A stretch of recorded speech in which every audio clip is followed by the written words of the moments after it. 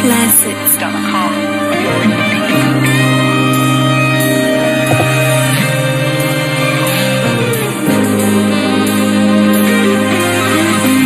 Luxury music. On the corner with the goons and goblins, going hard when y'all treated it like a hobby.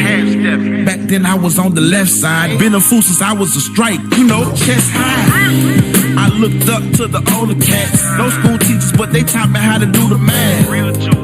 I praise the Most High for them, cause they taught me how to ride and not to ignore him. So we would pray before we did some dirt. I know crazy, but we know without him we'll be back to the dirt. Pushing up days since I was grown, but my mama said, you still a baby. Every blue moon we would go up to the pagan house. Preacher's wife said, you got a light. I didn't know what she was talking about. Then I came into the truth and I realized I was an angel telling me the truth. You see, I used to be a dope boy, dirtier than a poor boy. Now I do it for the Most High. I'm trying to lead a body edified. I'm trying to lead a body edified. I'm trying to lead a body edified.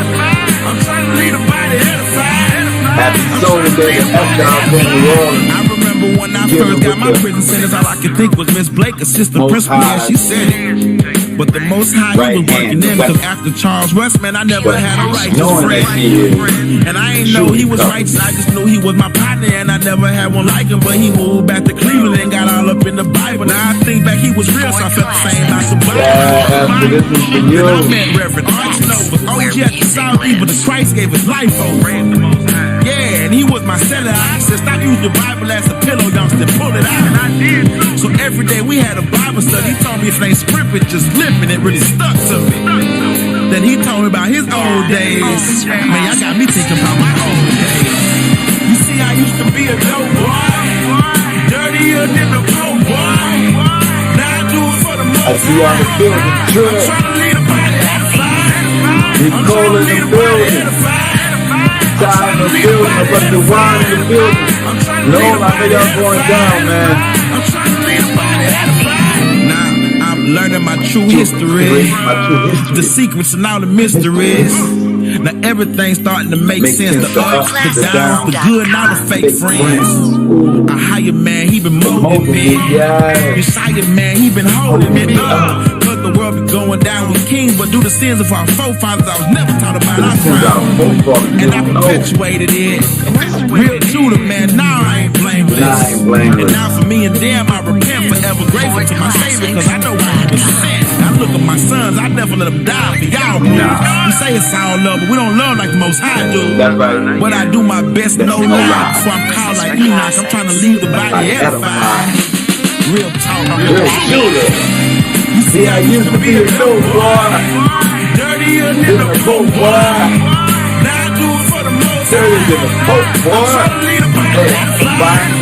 I'm trying to lead the body edified. I'm trying to lead the body edified. I'm trying to lead the body edified. I'm trying to lead the body edified. You see, I used to be a dope boy, dirtier than a poor boy. Now I do it for the Most High. I'm trying to lead the body edified. I'm trying to lead the body edified. Yeah, Miss Artist. I pray she get on. She's glad to talk. She have much juice and a pound without. But I know she'll see it in the next, tomorrow, the rebroadcast. Edify, man. We talking about edify the body tonight. It's yours for Esther. God, Miss Artist 28. And everybody out there in NOLA, man.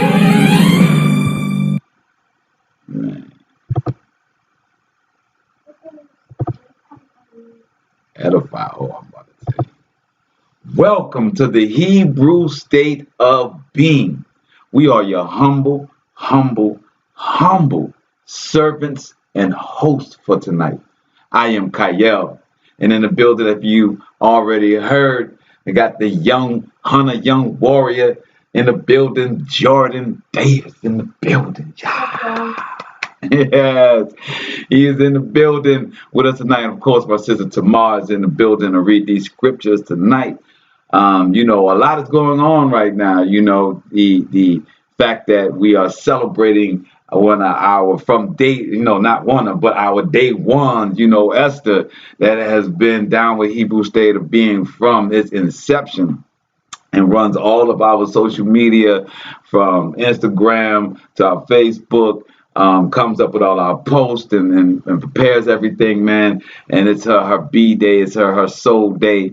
And, we give much shouts out to her for her kingdom work, for staying so sturdy in the scripture and being a daughter of Zion.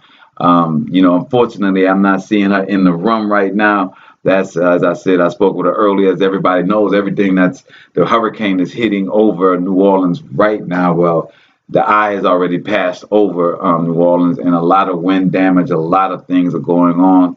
And Sharonda was out of power at the time when we spoke. So we're praying that that light will get restored back to her, and she'll be able to see the show at the rebroadcast.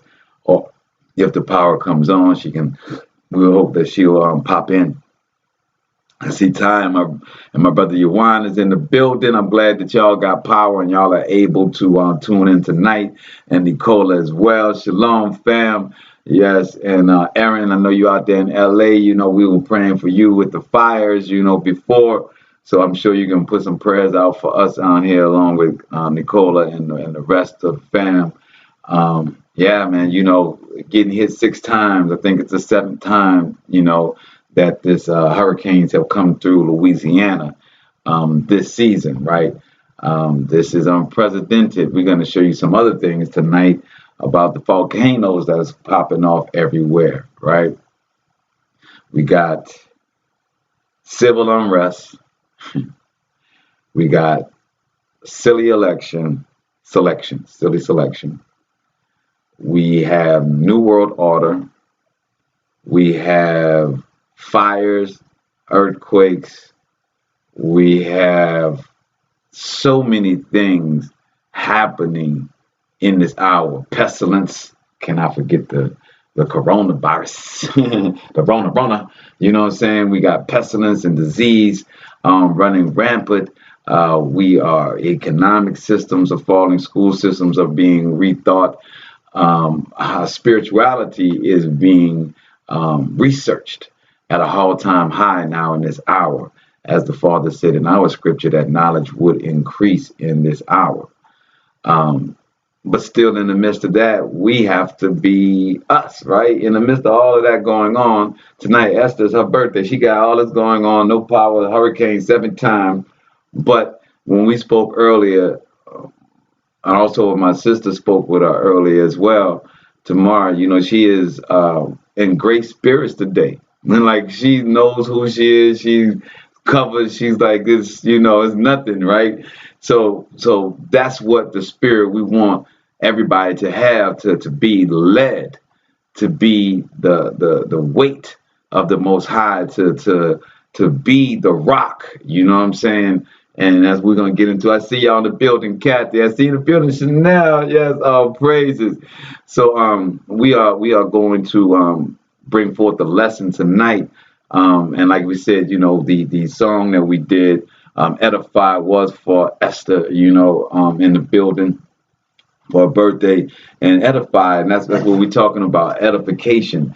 And my young Jordan asks, what is edify? What does that mean? Well, in Hebrew, it would mean halal. Edify is to give praise, to lift up someone in praise, right? So we want to edify the body of the Most High, edify your body. You want to edify his scripture, his words, his path, his way, his commandments, laws, and statutes, right? So tonight we are dealing with a subject, but before we go into the subject, we want to blow the shofar tonight. It's not our normal Shabbat shofar blast, but it is the blast for the protection of Louisiana and protection of our people in New Orleans right now and all throughout Louisiana and wherever this storm goes, and however many storms come from now until the end of November when the season is officially over. So, here we go. Oh, praises.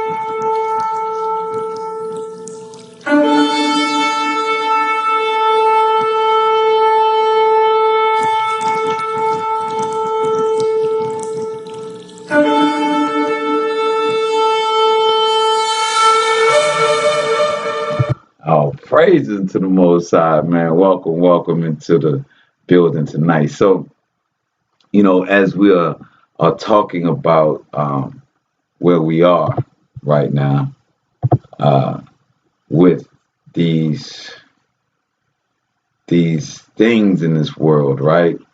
We are dealing with so many aspects at one time.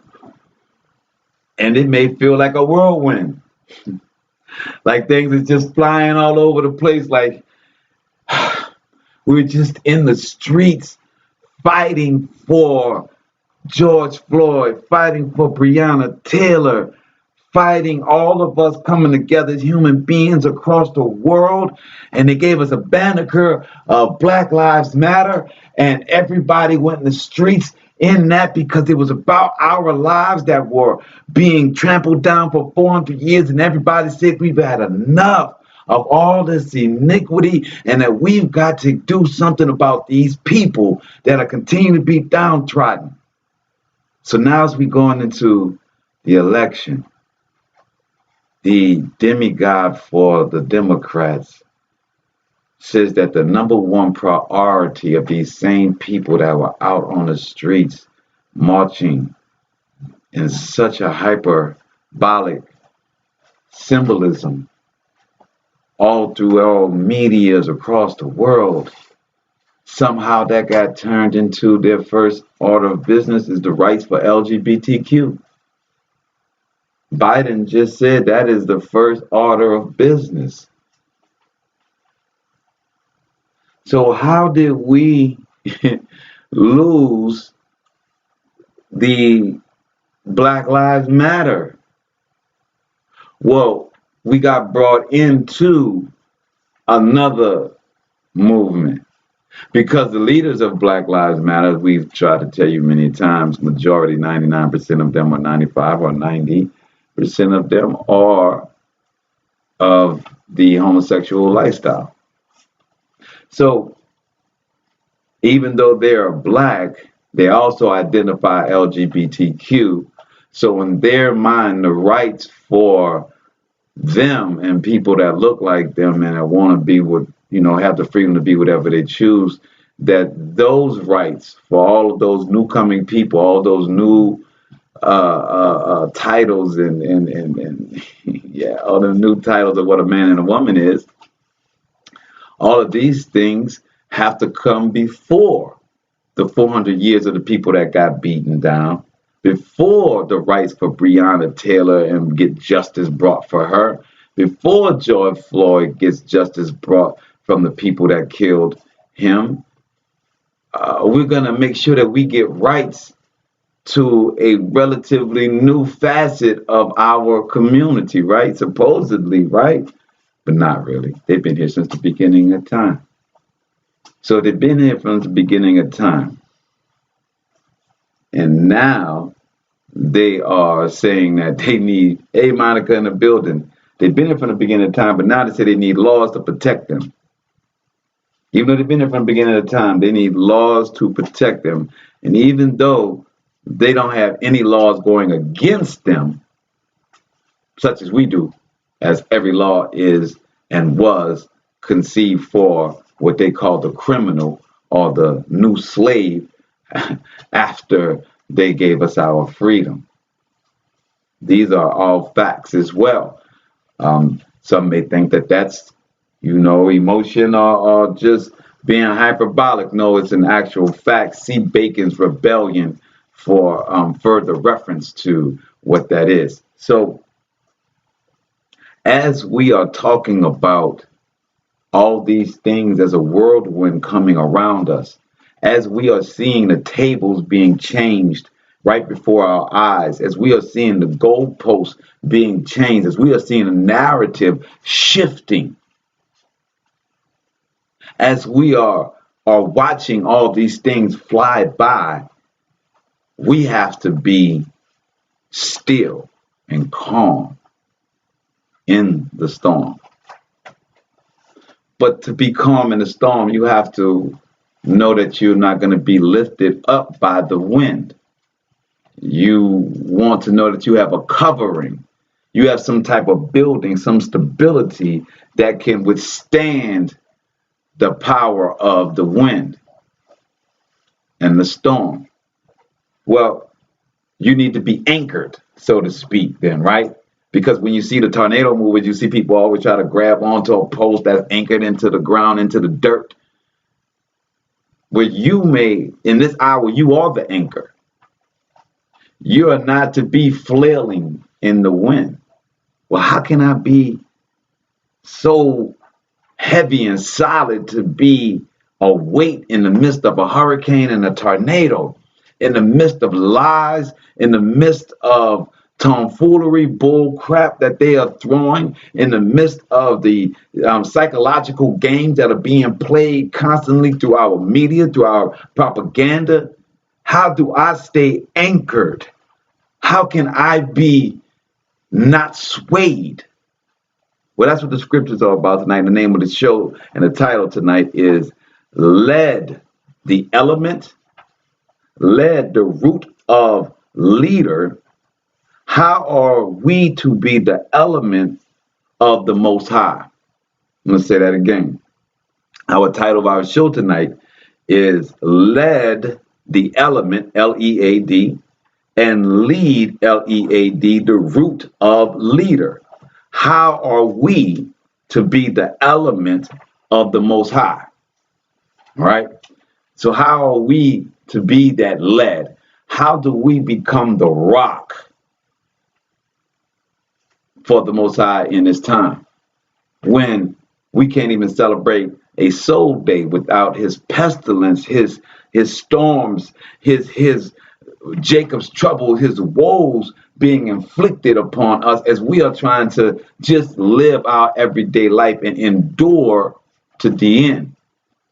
How do we do that? So we're going to go through some scriptures tonight. We're going to go through a couple of videos tonight to kind of show what we're talking about, right? So you know, to start off, you know, I want us to have a understanding of lead, right? Just a real quick intro to what we mean by what the lead is, right? What is the actual thing of lead? Hold on, you know, I'm looking. I got so many. I'm a little tabby, as my brother says on 432. I gotta remember where I put this next tab that I want y'all to see.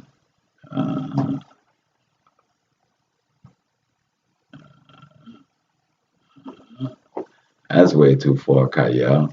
You should have been way over here. Oh, it should be up. Let me check it, guys. So first, I'm gonna let you.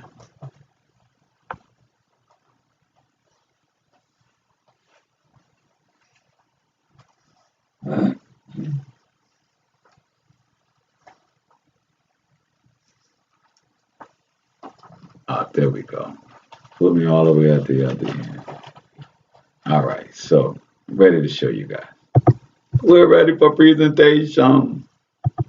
So what you have here, the human body and the components of the body. So you'll see what the body is made of: oxygen, carbon, hydrogen, nitrogen, calcium, phosphorus, right? Potassium, sulfur, sodium, magnesium. You might not see lead in here, right? Because lead, right? They say lead is not good for you. You die from ingesting too much lead. But yet, when you look at what carbon is made of, right? Let's go here.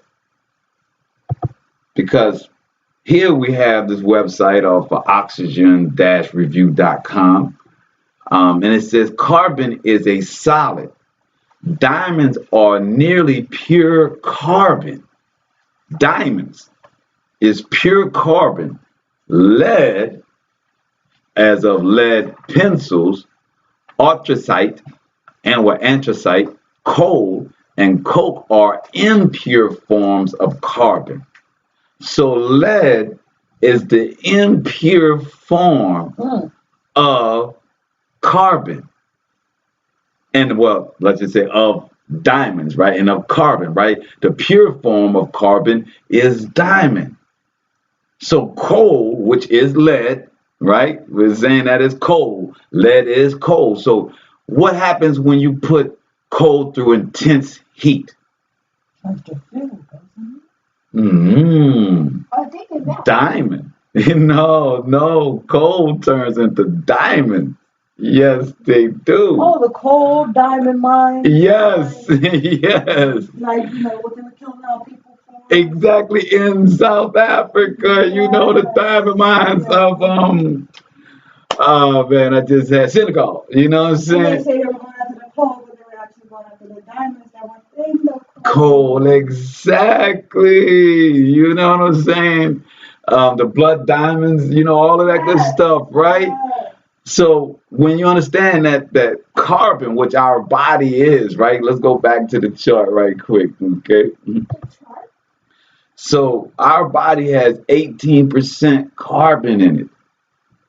18% carbon. But you find carbon in many other these elements in what makes up a human body, right? So let's continue to read what it says, right?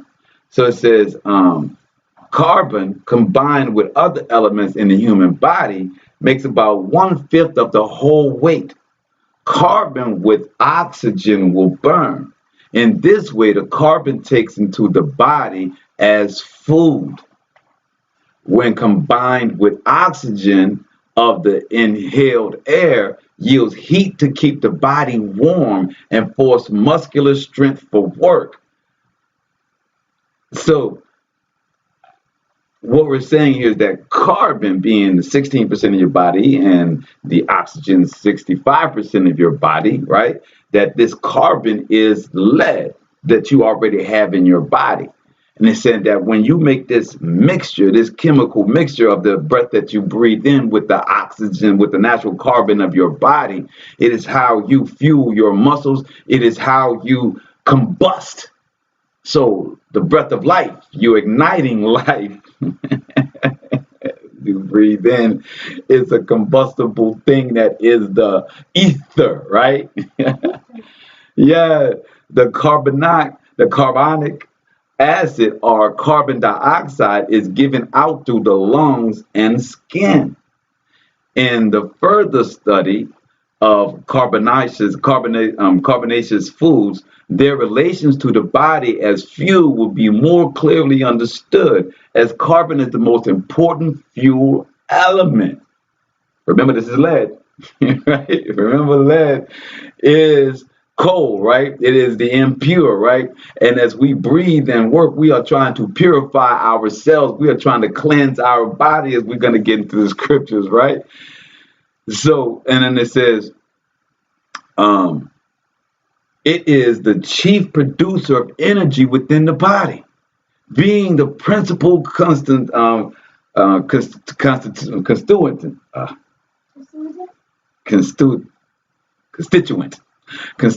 of starches, sugars, and fats. It is what we rely on for internal heat, as well as for heating our dwellings. For the essential part of coal is carbon. The carbonation substance are needed in greater quantities than any other, But if they are taken pure, they cause starvation more quickly than if no food was eaten. This has been proved through experiments. I wonder what are black people in those experiments. Anyway, in feeding nothing but refined sugar, which is particularly pure carbon. Salts and nitrogenous foods are essential to life. So when we're piling in the sugar into our body, I'm a culprit right here, you are putting in this coal. You are adding the extra coal to your body, which is also why you feel an energy burst when you eat sugar, because it is sparking you. Boom, boom, boom, boom. You ready to rock and roll, huh, Jordan? Get you a good little sweetie snack and you running through the house like a madman. Huh? That's right, hyped up with energy. So we understand why sugar, especially white sugar, is such an energy booster, because it is pure carbon we're adding to the fire. Oh, we got a show for y'all tonight. So look, let's get to this Exodus and see how this translates to us, right? In scripture, how does the Most High, like this is our scientific, right? We just went through the scientific aspect of what carbon is and lead and how that works with us. And we got a little video for you later to bring it home a little bit more. But let's get into our Exodus 15, verse 10. I'm ready when you are, my sister. The book of Exodus, chapter 15, verse 10.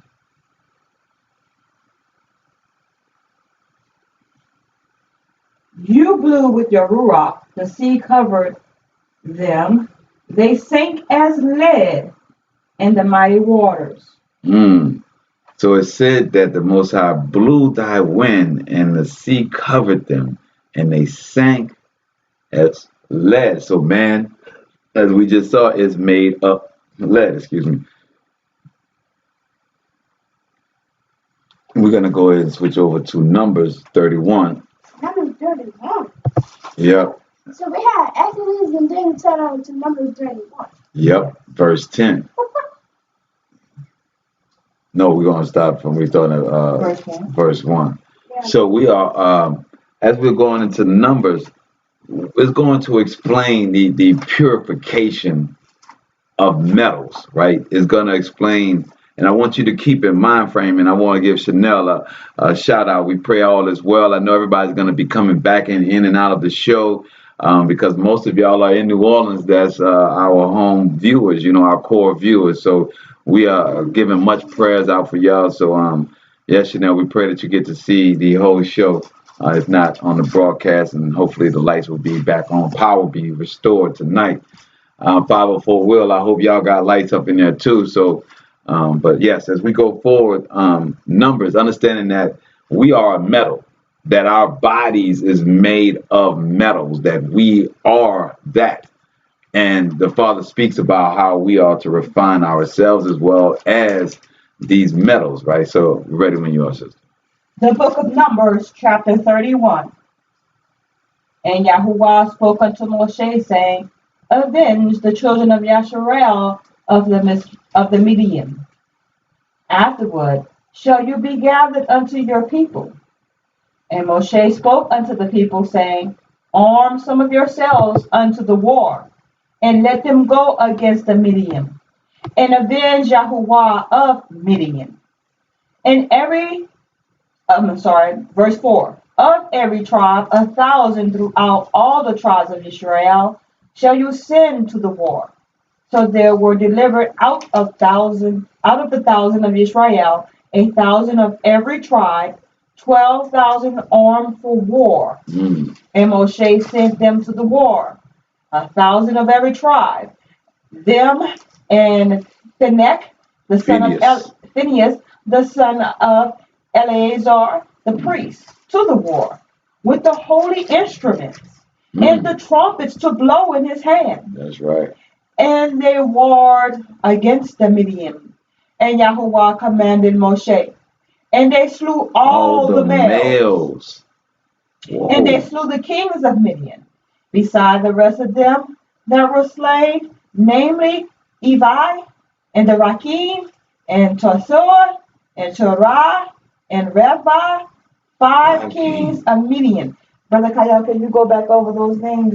Yes, I have. And they slew the kings of Midian besides the rest of them that were slain, namely Evi, Evi, and Rekem, Rekem, and Zor, Zur, and Hur, Hur, and Reba, Reba, the five A kings new of ash Midian. advisory has been issued for the Suwanosejima volcano, Yeah, Tokyo we got Center. some watch Erupted at going, 2:15 guys. UTC, 7,000 feet, extends east. Y'all gonna see that later. We got hurricanes going across all over the world. But that's the volcano erupting. Volcanoes erupting right now. Yeah, that was a volcano.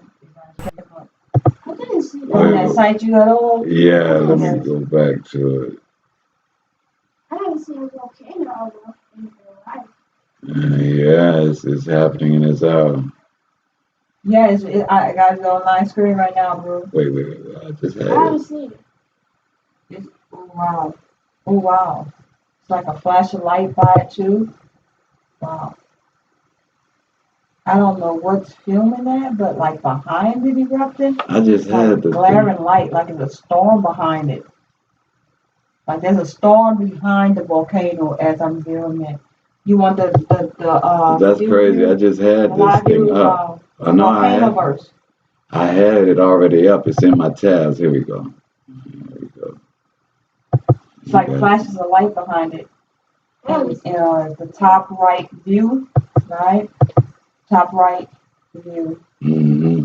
Oh yeah, it is erupting. This is live stream, you guys. This is live. Yeah, big.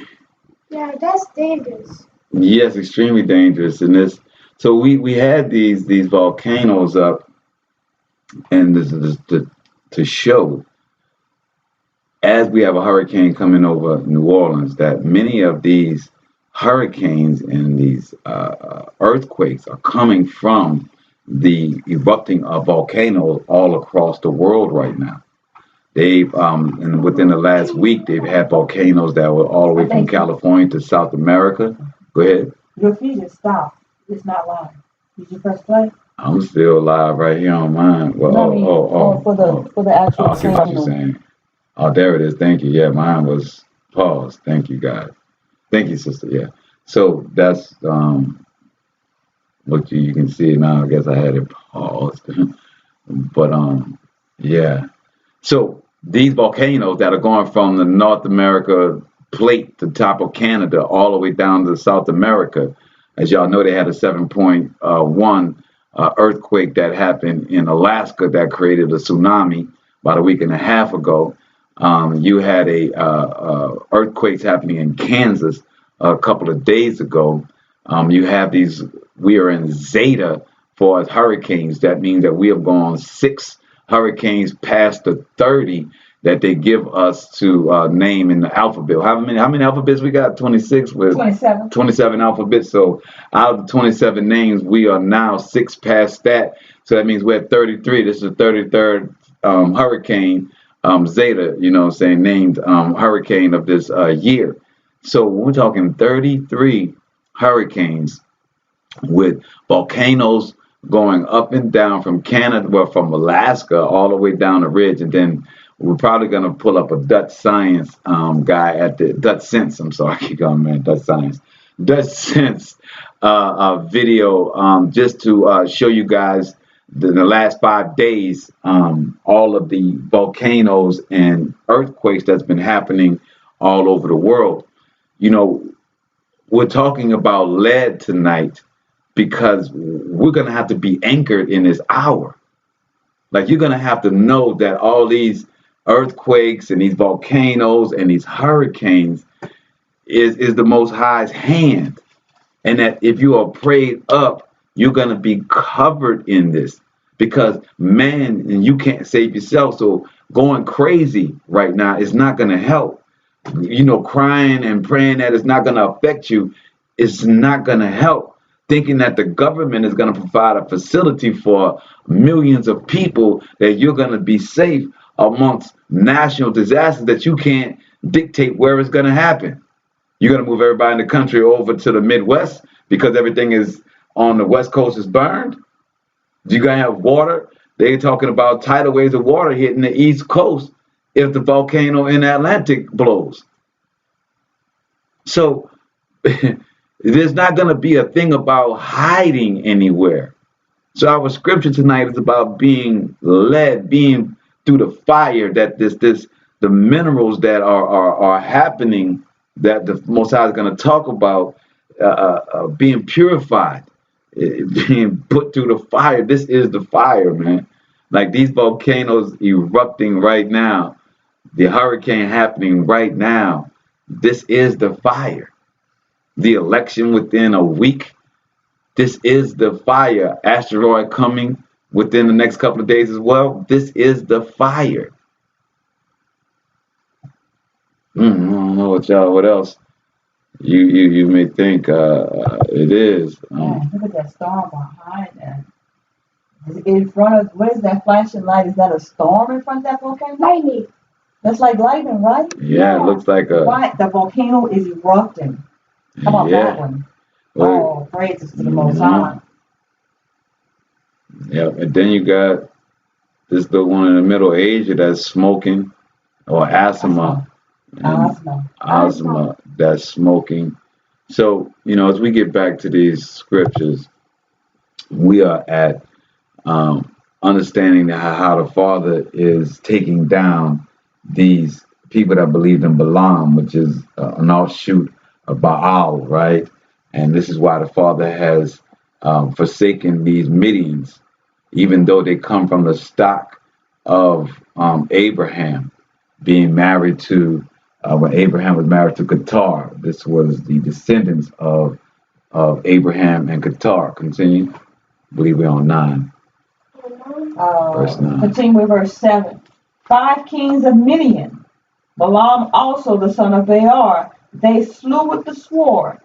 And the children of Israel took all the women of Midian captives and their little ones, and took the spoil of all their cattle and all their flocks and all their goods.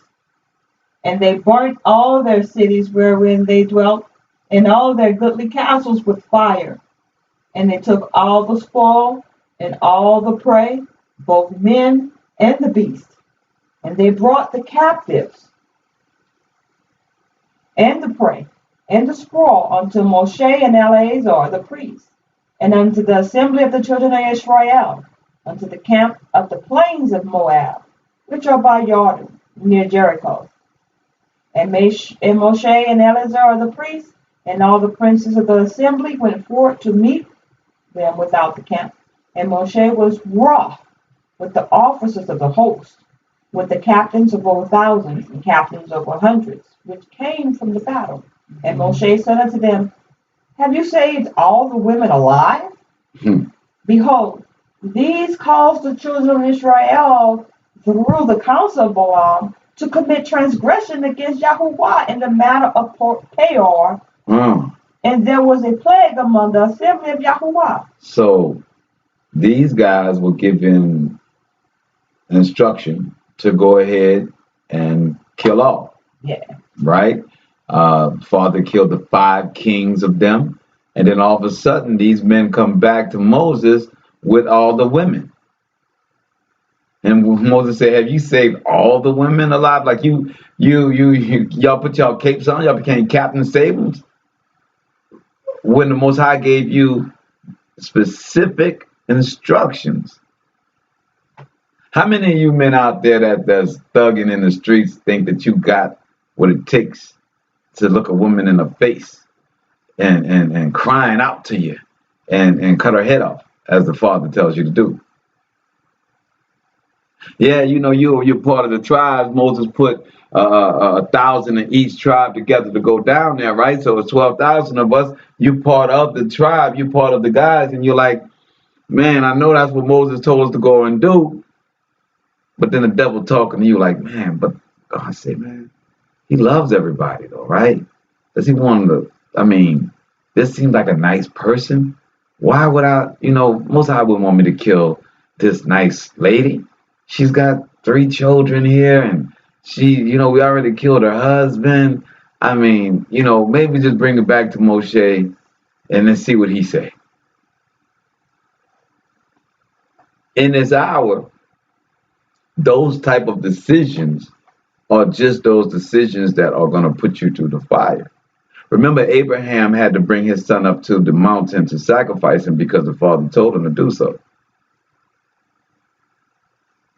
So what these men are going through as soldiers is no different than Abraham went through on the mountain. Are you prepared in this hour to make those type of decisions? Are you prepared to do the things that may seem unspeakable, but more importantly, not understandable? Because it doesn't compute to your humanly understanding. Continue. The book of Numbers, chapter 31, verse 17. Now therefore kill every male among the little ones, and kill every woman that has known a man by lying with him. So Moses said, okay, only the virgins of their people can live, but the men got to go and the male little ones, all of them got to go. But if you want to have compassion upon the widows, well, no, it has to be somebody that is a virgin, that can be pure and can be brought unto the Most High, that has not been defiled by these people. Continue. Verse 18. But all the women children that have not known a man by lying with him, keep alive for yourselves. And do you abide without the camp 7 days. Whosoever has killed any person, and whosoever has touched any slain, purify both yourselves and your captives on the 3rd day and on the 7th day. And purify all your raiment, and all that is made of skins, and all work of goat's hair, and all the things made of wood. While Eleazar the priest said unto the men of war which went to the battle, this is the ordinance of the Torah which Yahuwah commanded Moshe.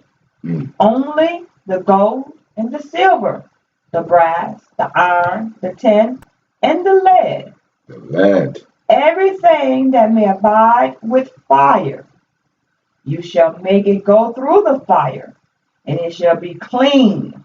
Nevertheless, it shall be purified with the water of separation. And all that abides not the fire, you shall make go through the water. So the water, your car. I seen the building your car. But yes, my sister's saying it's baptized. So it says after you go through the fire, you must go through the water for the separation, the water of separation, purified through the water of separation, the water of separation, Kodashim, set apart. Living waters, they say all that believe, all that thirst come unto him, and they will be provided living waters. So through the fire, after you go through what you got to go through, there is a cleansing that has to be done. Continue on 24. Verse 24. And you shall wash your clothes on the 7th day, and you shall be clean. And afterward you shall come into the camp. So all of this has to be done and purified. The tin, right? The silver, the brass, the gold, the lead. The Father said, I want you to burn off any remnant of those people. So if the gold is already nice little gold bars, the Most High said, burn it. Burn the gold. I don't care what you lose in the fire. Burn it. Then hit it with the water separation to cool it, for it to be baptized, for it now to be purified enough to go into the camp. After they went and did the work of the Most High, it was filthy work, especially when you brought back all the women, but it was filthy work. Because, when you go to kill the woman, and of course, if the woman is there with 3 children that you were being compassionate about not killing her, obviously she's not going to let you take her and then the children. So therefore, as a compassion upon your heart, that you now got to bring the kids. So then Moses said, okay, so the law, Eleazar says, through Moses, it says that we will kill the children, the boy and the men, and all the women, except for the ones that are virgins. And the one that can't be purified through the fire had to go through the water. So if she wasn't, since she wasn't 10, the virgins weren't silver, brass, or iron, or lead, then she had to be baptized through water. The virgin.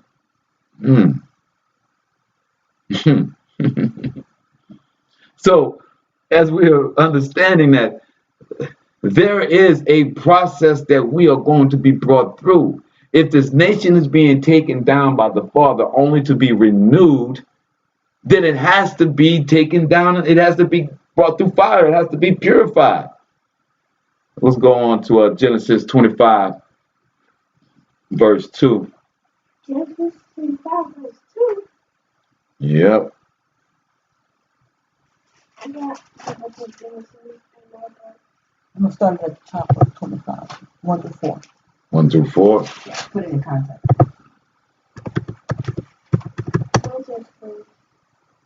The book of Genesis, chapter 25, beginning at verse 1. And again, Abraham took a woman, and her name was Keturah, and she bore him Zimran, and Yoshan, and Medan, and Midian, and Yitschaq, and Shakok, and Shuach. So the only one that you have different is Jokshan. Jokshan. So you got, and she bore him Zimran, Jokshan, Midian, Ishbak, and Shua. Verse 3. And Yoshan begat Sheba and Dedan. Mm-hmm. And the sons of Dedan were Asherim. Who's that, boy, in your book? Asherim, let me grab that right now. Verse 3.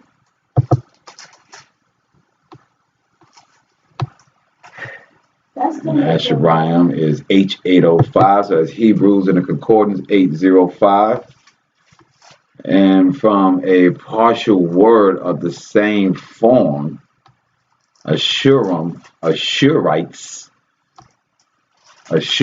guided, blessed a tribe inhabiting the plain of Esdraelon. Ashuri steps, a tribe descended from Abraham and Keturah. So from a partial word of the same form as H804, and Ashurite collectively are inhabitants of Ashur, a district in Palestine, Ashurites. Those were the people that were inhabiting the land of Turkey before the Assyrians. Before the Assyrians came in there. So that's because that was a great little find right there, guys. I just that answered a question that I had in my mind on some other scriptures that we went through about who was the king of Ashur. When did Assyria switch over to the Aramaic Islamic fashion? Because we knew that the land was for Shem, and that we weren't sure how Ashur came about. But now Assyria, right? So now we understand that it was originally of Abraham and Keturah, and that their son from Jokshan became Ashurim, and then that became your Ashurites, which became the land that was out over Palestine, as we say right here. Where's the Palestine? Bless us, right here. Inhabitants of Ashur, a district in Palestine. So now they say it's a district in Palestine, but back then I'm sure it's the same as Syria that we are talking about. But as they did their remapping, right? As they did their remapping of all of our lands, and this is why it looks like it is just inside of that. But continue to 3, I think. Yeah, and Yoshan begat Sheba and Dedan, and the sons of Dedan were Asherim and Lithushim and Luminium. Sounds like what? Lithuanian? Like Lithuanian or what's that? Luminum. It's spelled L-E-U. Let's go and see what luminum is. Let's go ahead while we here. So Most High said, I gave you tools. Use it, Kaya. Let's see, linium. And it is a Hebrew word. Yep. Strong's Concordance. H387, meaning peoples, son of the Dan, and grandson of Yakshan. So, people, so it just means peoples. Okay, communities. And Arabian. Oh, aluminum is an Arabian. Oh, so communities, aluminum, and Arabian. Well, now. That would be south of Israel, right? Yeah. Yes. Well, south of Israel would be would be Saudi Arabia. So one, I guess, so Ashur was at the top, and then the other one went down. The other brother. Verse 4. And the sons of Midian, Ephah and Shaluk and Avida and Abdallah, all these were the children of Keturah. So now we got a clear understanding of who Dedan and Sheba are, right? They are descendants of Jokshan, which is a descendant of Abraham and Keturah, right? So we are, as we're going to get deep into the scripture, it's going to be vital to understand who they are. And now we're going to go switch on over to Ezekiel. Ezekiel, what? That's right, 38. Y'all know I love me some Ezekiel. Ezekiel, what chapter? 38. 38. Yep, and we are going down to verse 10. Verse 10. That's right. That's right. That's what's Signal. Again, man, our prayers are going out to all of y'all in New Orleans, man. So thankful that you guys can tune in and see this, man. Just know, being the lead, man. There's a lot of things going on in this world, but we solid in the Most High because we're refining ourselves. Or put it better yet, we are allowing ourselves to be refined because many others are denying the truth. The Most High is trying to refine all of us in this hour. It's who has the ear to hear and the eye to see. So for all of y'all out there that's refining yourself, that's allowing the Most High to put you through the fire and know that it's him doing it. So you're asking for his answer while you're in the fire and he's giving it to you and you're creating that relationship that nobody and a bond that nobody can break. You know, that yoke that we were talking about the other night. Continue. The book of Ezekiel, chapter 38, verse 10. Thus says Adonai Yahuwah, it shall come to pass that at the same time shall things come into your mind, and you shall think an evil thought. And you shall say, I will go up to the land of unwalled villages. I will go up to them that are at rest, that dwell safely, all of them dwelling without walls and having neither bars nor gates. No gates. To take a spoil and to take a prey, to turn your hand upon the desolate places that are now inhabited, and upon the people that are gathered out of the nations, which have gotten cattle and goods that dwell in the midst of the land. So, shouts out to everybody on Instagram that's tuning in, and Brother King Emmanuel. For all you guys on Instagram, you're not seeing the full layout that we have. We got the scriptures up, we got examples, we got videos. So we're on twitch.tv. We're going to be switching all of our platforms over to twitch.tv where we are not put in jail like I was in YouTube. We're out of YouTube jail now. We only did one show and got put in YouTube jail. So we are live on Instagram, Facebook, and Twitch, as well as YouTube. But we encourage everybody to go on to twitch.tv on the Hebrew State of Being. All right, continue, my sister. The book of Ezekiel, chapter 38, verse 13. Sheba and the Dan, and the merchants of Tarsus, and all the young lions thereof, shall say unto you, are you come to take a spoil? Have you gathered your company to take a prey? to carry away silver and gold, to take away cattle and goods, to take a great spoil? Therefore, son of Adam, prophesy and say unto God, Russia. Thus says Adonai Yahuwah, and that day when my people of Israel dwell safely, shall not you know it? And you shall come from your place out of the dark parts, you and many with you, all of them riding upon horses, a great company and a mighty army. And you shall come up against my people of Israel as a cloud to cover the land. It shall be in the latter days.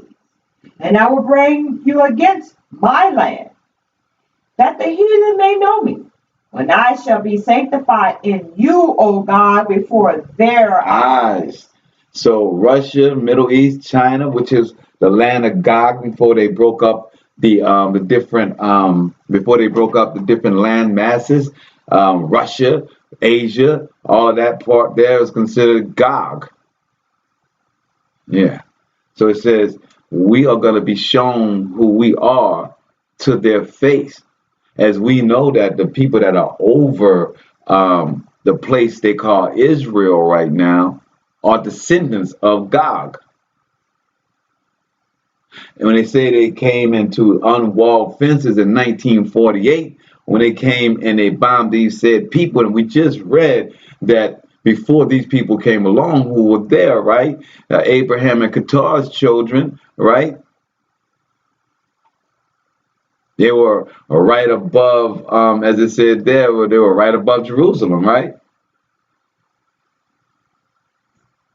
So if they are in Palestine, right, what they're saying is that these people were in Palestine, right, in a town in Palestine.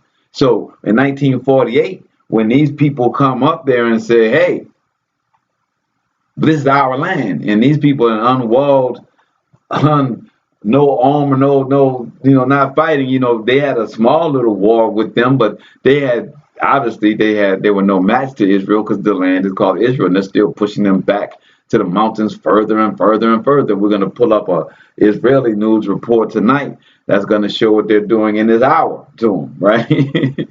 So I want to set that understanding geographically in our mind that we are talking about the children of Sheba and Dedan, which are the grandchildren of Abraham, and Yitschaq, which are the children of Abraham and Qatar. And these people were in the land in Palestine, right? This was all above Jerusalem. We say it was also going all the way into Ashur, right? So these people came from Gog and kicked them out into this land in 1948. And now there is this land of Israel. But the Father says in 16, and I will bring thee against my land, that the brethren may know me, when I shall be sanctified in thee, O God, before their eyes. Continue. That was it. I was on that 16. That's what I thought. Before their eyes. Huh? Yeah. Yeah. That story was bad. Very bad.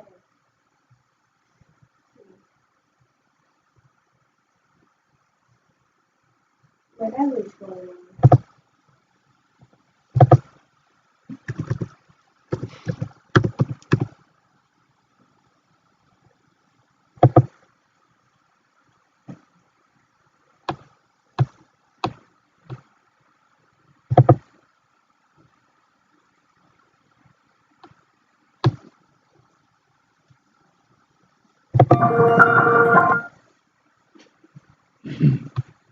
Yeah.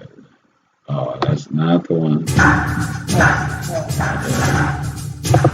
My finger hit it too fast, guys.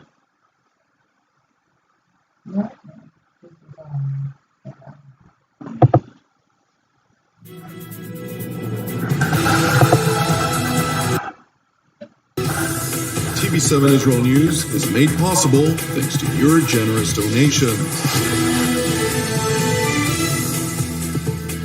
Shalom, good evening. This is TV7 Israel News, broadcast to you from Jerusalem. And in today's top stories, The Israeli military concluded a wide-scale military exercise dubbed Lethal Arrow, in which the IDF simulated scenarios in various areas of operation, focusing chiefly on the northern front. Lebanon and Israel, under U.S. mediation, held a second day of negotiations on resolving a bilateral maritime dispute. Israel pledges to stand by Greece and Cyprus to advance regional security, growth, and prosperity. Cyprus, Turkish President Macedonia, Recep Tayyip Erdogan accuses Europe of intending to relaunch a Christian crusade against Islam. Oh yeah, Turkey talking tough. Israel and the United States of America signed an amendment to their bilateral scientific cooperation agreement, which effectively expands the area of cooperation between the two nations in relevant fields to the West Bank districts of Judea and Samaria, and separately, the Golan Heights. Representing Washington in the signing ceremony, which took place in the West Bank city of Ariel, U.S. Ambassador to Israel David Friedman hailed the signing of the revision to the Israel-U.S. Science and Technology Agreement as a direct result of what has become known as the Pompeo Doctrine. The Pompeo Doctrine. Under the Trump administration, and in particular what's become known as the Pompeo Doctrine, we no longer view communities in Judea and Samaria as per se inconsistent with international law. What? No, and perhaps even more important, in the spirit of the Abraham Accords, we place great value on academic, cultural, commercial, and diplomatic engagement as the best path to peace. Abrahamic laws is Noahide laws. Let me give you that right quick.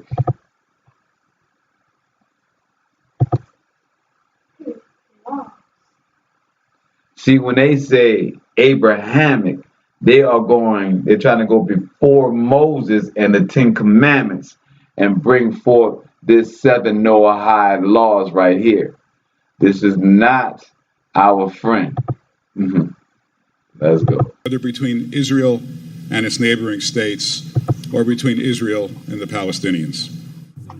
Israeli Prime Minister Benjamin Netanyahu, who represented Jerusalem in the festive ceremony, reiterated his deep appreciation of the U.S. administration under President Donald Trump, which steered a paradigm shift throughout the Middle East and particularly in Israel by proactively rejecting the failed mantras of the past. By rejecting the failed mantras of the past, the Trump plan for Israeli-Palestinian peace not only offers possibilities for a realistic and secure solution if the Palestinians ever come around to changing, to abandoning their absurd demands that would mean the end of Israel. But so how can you say it's a peace agreement and then you say if the Palestinians come around, they understand what this is? Wait, you just said that this was peace. Peace means that this is an agreement between both sides that are going to war. But this is only one side, and now you're having this press conference about America helping you expand into your new plan of rebordering your territories. So understand that. Saying they're happy that America is going to support them in the rebordering that they're doing there, that's going to give the Palestinians yet a further place away. You talk about the children of Sheba and Dedan, to push them further away up into Assyria. And they're saying that y'all better like it. Saying that, hey, y'all better, if you get your mind right, this is the best deal you got going. If not, we're going to blow you off the map. We're going to take it off. But I think the Trump vision also put forward something else that we see today. It opens Judea and Samaria to academic, commercial, and scientific engagement with the United States. Education, that's exactly what the Pope is saying. This is an important victory. The global against compact, all those who education seek to compact. delegitimize everything Israeli beyond the 1967 lines. And to those malevolent boycotters, I have a simple message today. You are wrong and you will fail. You are wrong because you deny what cannot be denied. The millennial connection between the people of Israel and the land of Israel. It's over 3,000 years old. And you will fail because we are resolved to continue to build our life in our ancestral homeland and to never be uprooted from You're there. Ashkenazi. Ancestral would Netanyahu, be who the Black earlier in the Sea. day visited a wide-scale military exercise in the north of the country, went on to speak of Israel's technological advancements, which the United States is very much a part of, Very and all that much. pertains to advancing the IDF's qualitative military edge. Oh, זה משום שאני בא States. מתרגיל של צה"ל בצפון, ואני יכול להגיד לכם שאני מתרשם שבזמן הקורונה אנחנו ממשיכים לפתח את היכולות develop הצבאיות military שלנו, capabilities, which ויש have בהם been מרכיב טכנולוגי מדעי impressive scientific מרשים technological. ביותר, שמאוד The bomb. מעצים, מאוד מעצים את היכולות הצבאיות של מדינת ישראל מול חיזבאללה, מול כל אויב אחר. כדאי שהם יקחו את זה בחשבון. The IDF concluded its wide-scale military exercise today titled Lethal Arrow, in which the Israeli military simulated scenarios on various areas of operation, focusing chiefly on the northern front. Among Jerusalem's political leaders who toured the exercise, alternate Premier and Defense Minister Benny Gantz held extensive meetings with the military's top operational brass, whom he commended for bolstering Israel's preparedness in the face of many challenges and threats. מערכת הביטחון צריכה להבטיח ביטחון 365 יום בשנה בכל אחת מהזירות. נדבך מהותי בביטחון של מדינת ישראל היא כשירותו של צה"ל.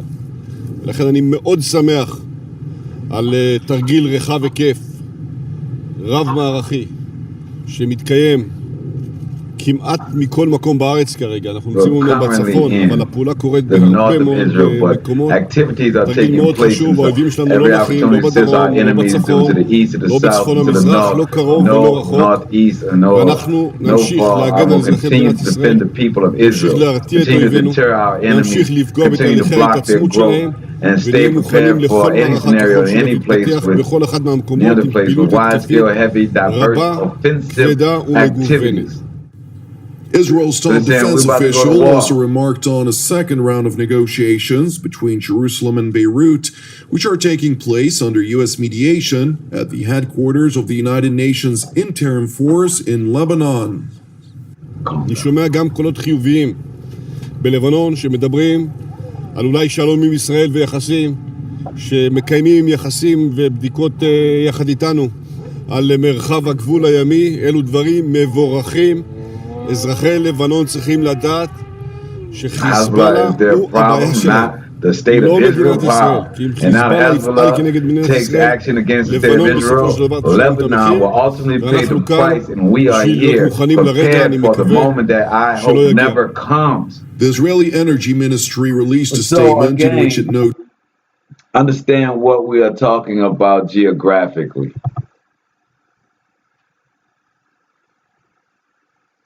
Let me see if I still have a map up here.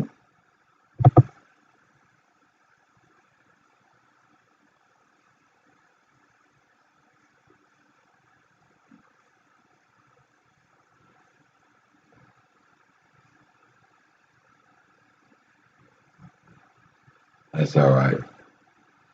Pull it up right here.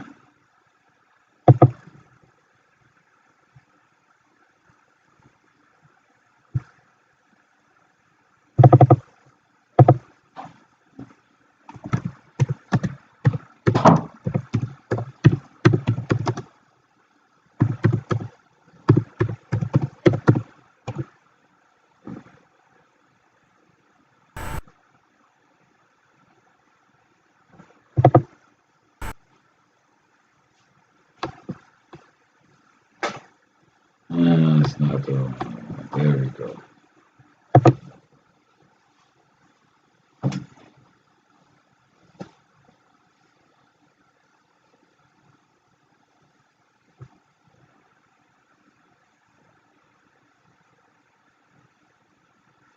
So we talking about Lebanon.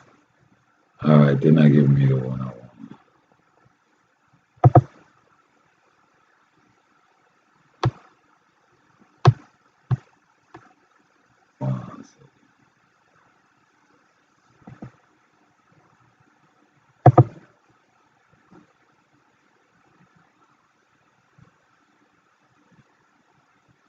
So this is where they are trying to bomb them out of. Remember, we see Assyrian Empire is right here. This is where the Phoenicians came out. This is Lebanon right here, Acacia. And this is where they're saying that Jerusalem is saying that Palestine's problem is Hezbollah, which means the militia that is trying to help the Palestinians fight Israel. And they're saying that because of the resistance of this Hezbollah, that the people of Lebanon here and the people of Palestine are going to suffer. It's the same way that the United States created the black identity extremists off of the fact of them killing our people and then letting them off. And then because we're upset about that injustice, they had to get laws to protect them. It's the same way that Israel is doing it right now. Would you agree, sister, with that be similar? Oh, okay. Same people's up to the same tricks. You know, it's funny how their tricks, you can find them all across the world doing the same thing, you know? Yeah, I was looking for my one that had Lebanon on there. Phoenician, but I put the ancient one in there. Anyway, let's get back to the video.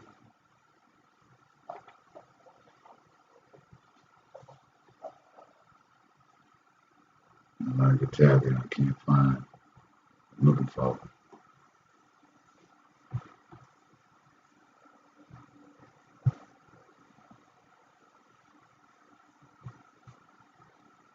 I do that.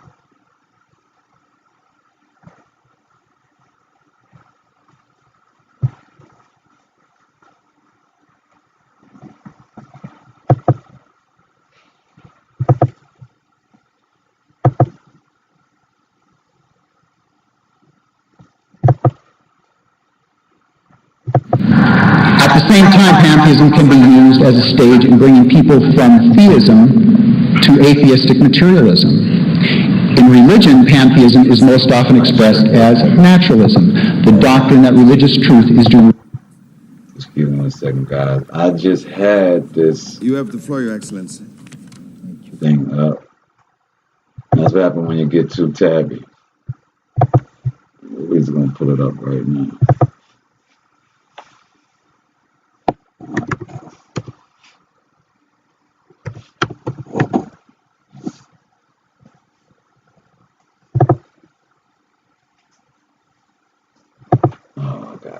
I found it. Goodness gracious. Noted that the negotiations between Israel and Lebanon aim to assess the possibility of reaching an agreement on demarcating the maritime border in a manner enabling the cultivation of natural resources in the area. The third such meeting is scheduled to be held tomorrow on the 29th of October. It is important to know that late last week, Lebanese President Michel Aoun tasked former Prime Minister Saad al-Hariri to try and form a Beirut cabinet in accordance with a French initiative that aims to bring about much-needed reform to Lebanon's deeply rooted corrupt institutions.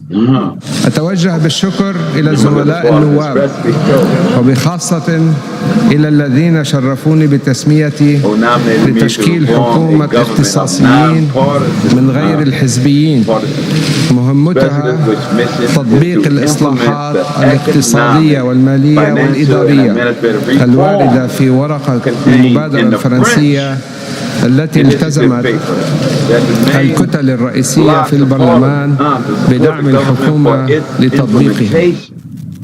Saudi-backed al-Hariri, who previously served as Lebanon's prime minister for 3 separate terms, vowed to do all in his power to alleviate the suffering of the Lebanese peoples. Turning to Athens, where a trilateral summit by the foreign ministers of Greece, Cyprus, and Israel concluded yesterday, during which extensive discussions were held on the situation in the Eastern Mediterranean, including significant strategic and security-related issues.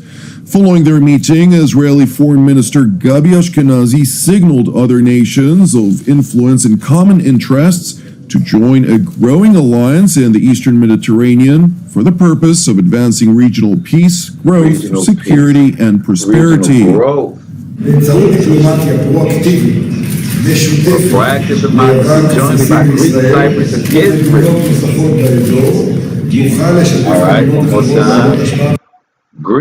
Greek Cyprus, and Israel coming together, right? Now Israel's already going at the Palestinians, right? So the Palestinians are what? Islamic, right?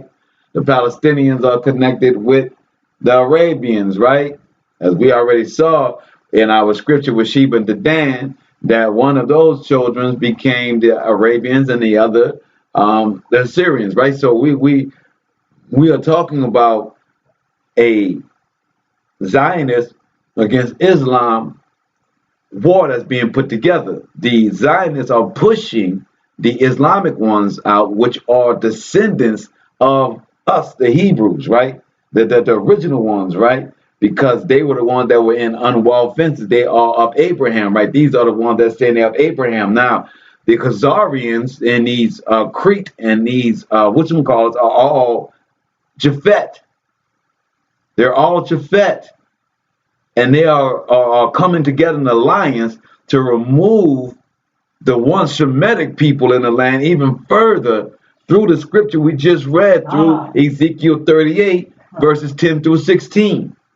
So we are seeing this scripture in present day right now. They're giving you all these little fancy names, but these names all go back to scripture.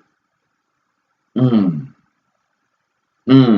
it's telling you exactly what they're going to do. So now we're going to, I'm let a little bit more of this last, but I just want you to understand that these are the countries that are coming confederate. So I'll show y'all. To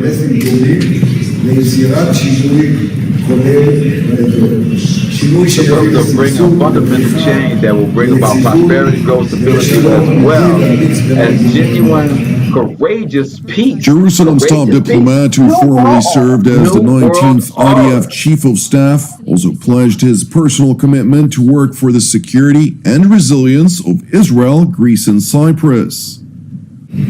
כשר החוץ של מדינת ישראל אני מאמין מאוד בחשיבות הדיפלומטיה ובוודאי הדיפלומטיה המשולשת לקידום הביטחון האזורי כמו גם החוסן הלאומי של כל אחד מהמדינות המעורבות, ישראל, יוון וקפריסין.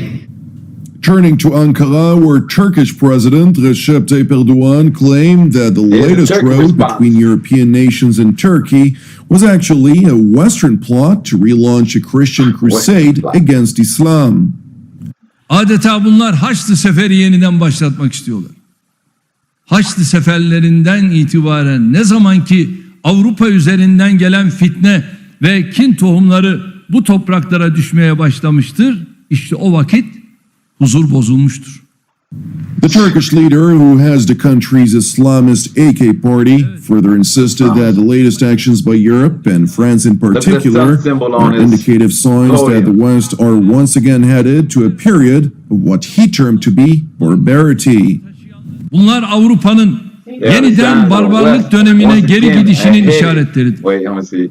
Fransa ve genel olarak Avrupa, Macron'un ve onunla aynı zihniyeti taşıyanların bu kısır, provokatif, çirkin, nefret tohumları seçen politikalarını hak etmiyor.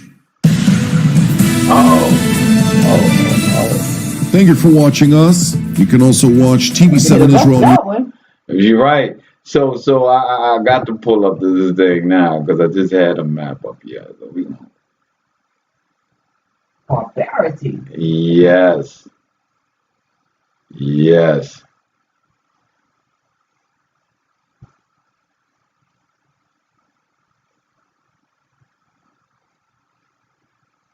I'm gonna pull this.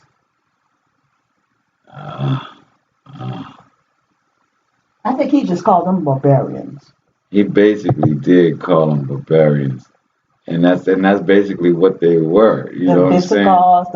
The Vandals, the Visigoths, exactly. These are exactly who these people are. So when he's speaking of that, he's speaking directly to their lineage. He is not speaking, he's not just giving them a, he's not trying to give them a slander, a bash, right? He's calling them for what they are. And that's what in the scripture says, that everybody's going to go back to their own tribe, their own nation.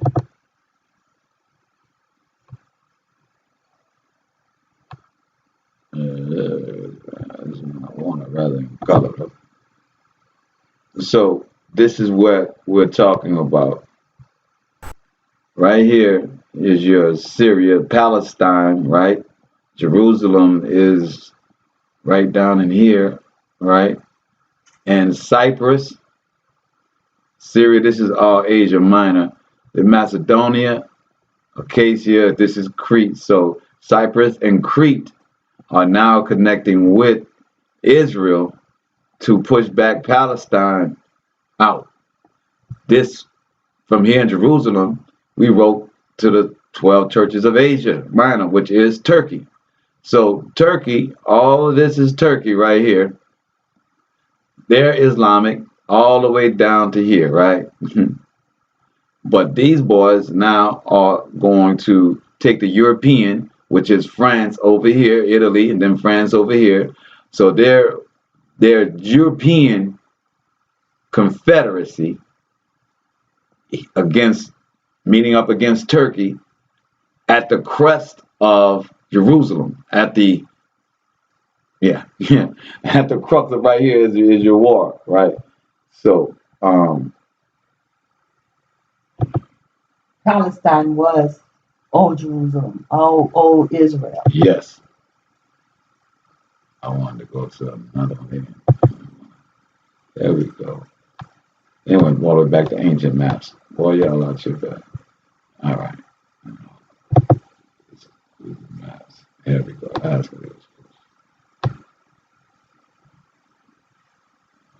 Really not giving me the view that I want. All right. So let's get back to our scripture in Jeremiah.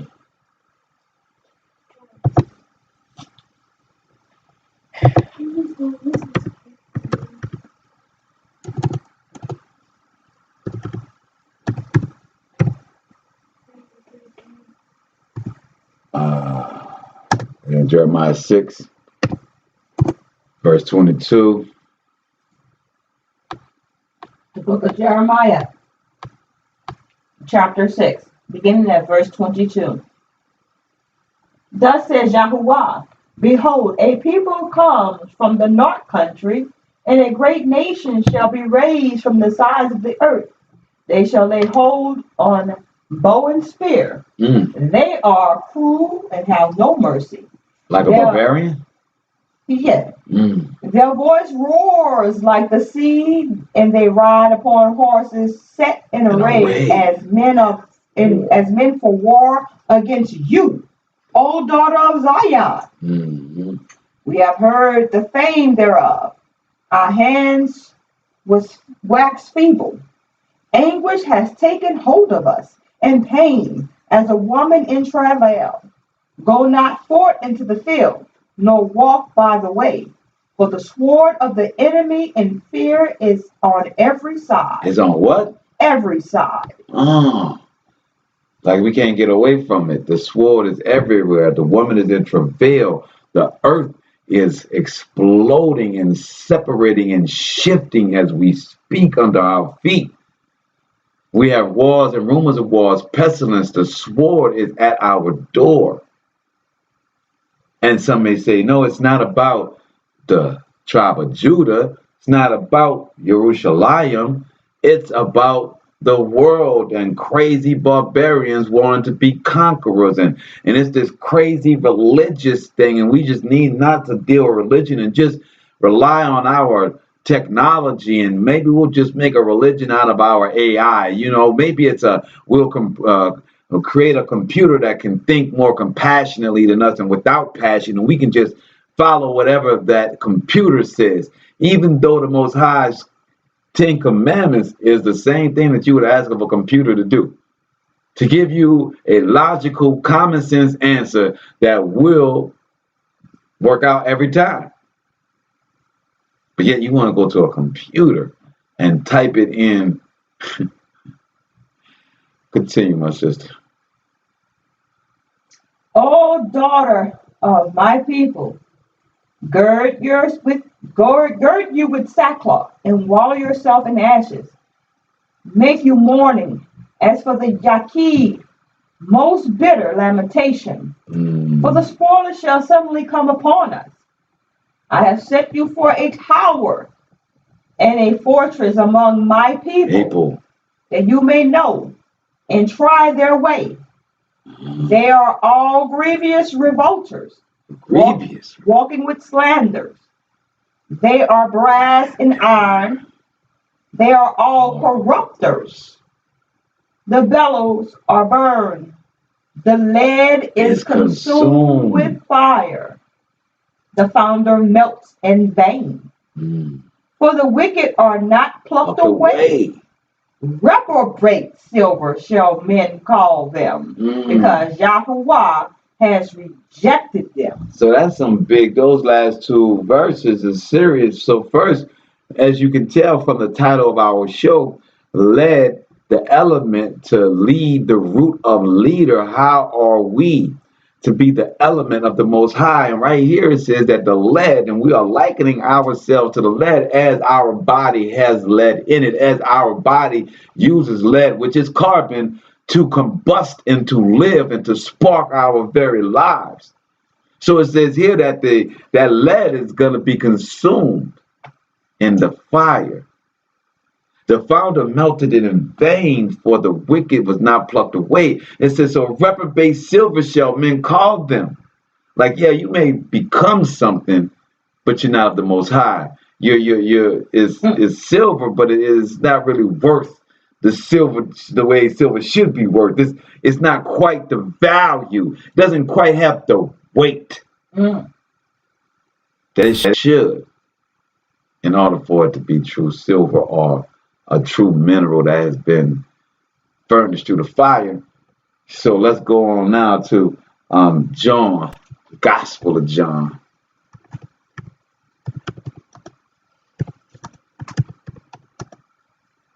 Chapter 5.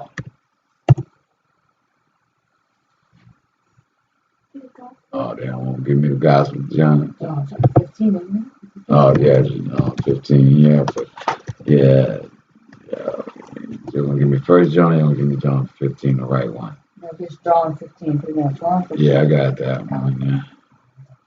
Make sure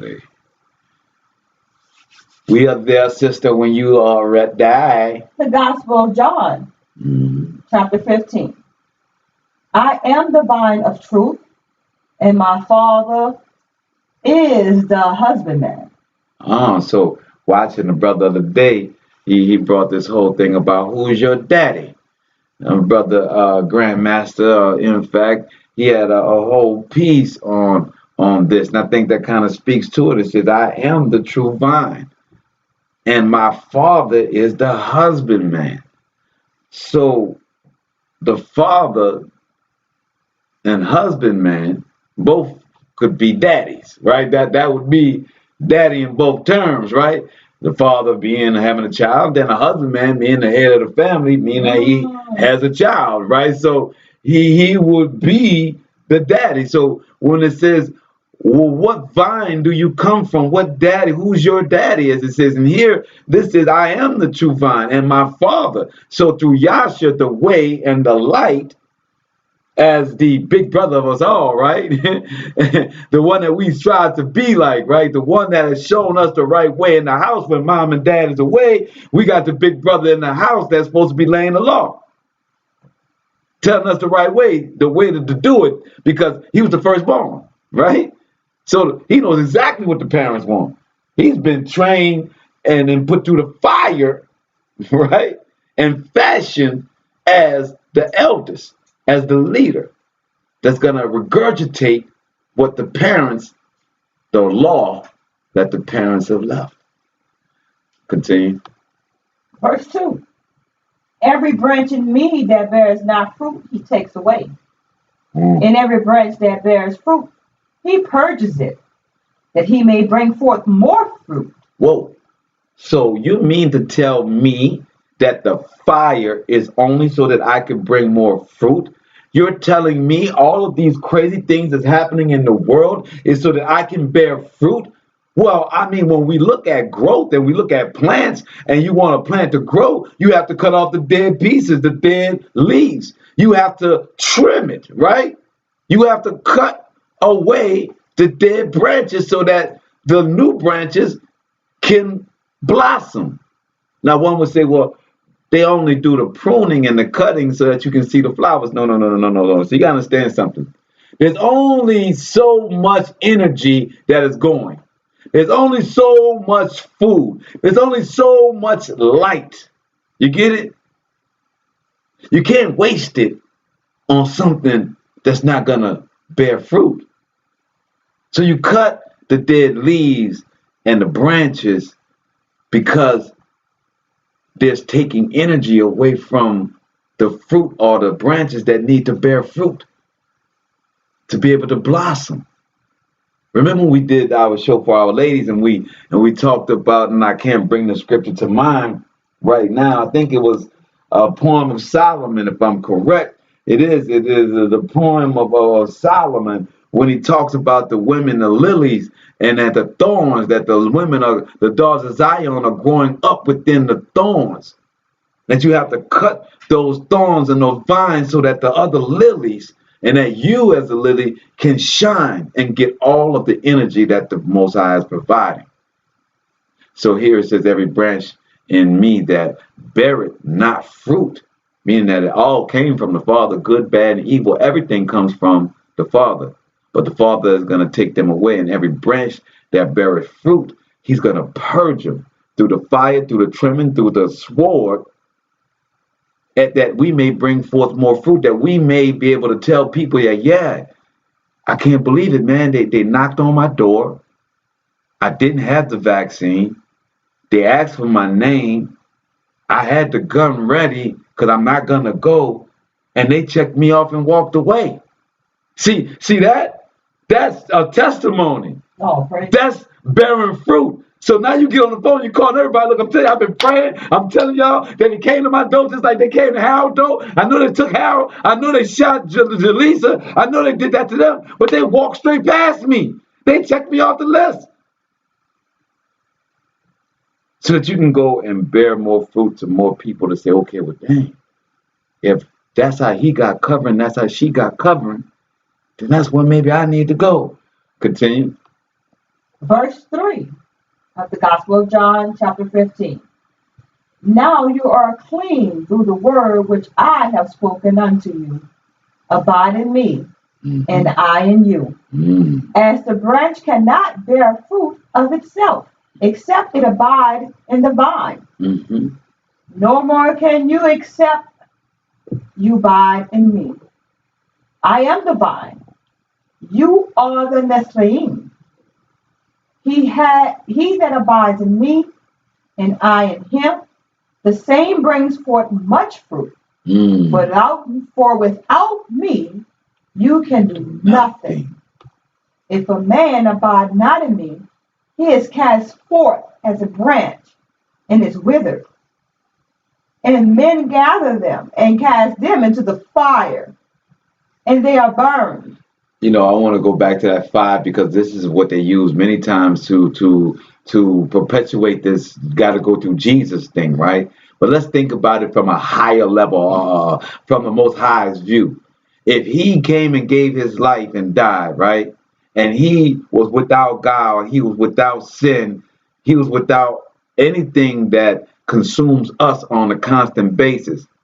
And you are trying to get to the Father, then you would have to try and be like that.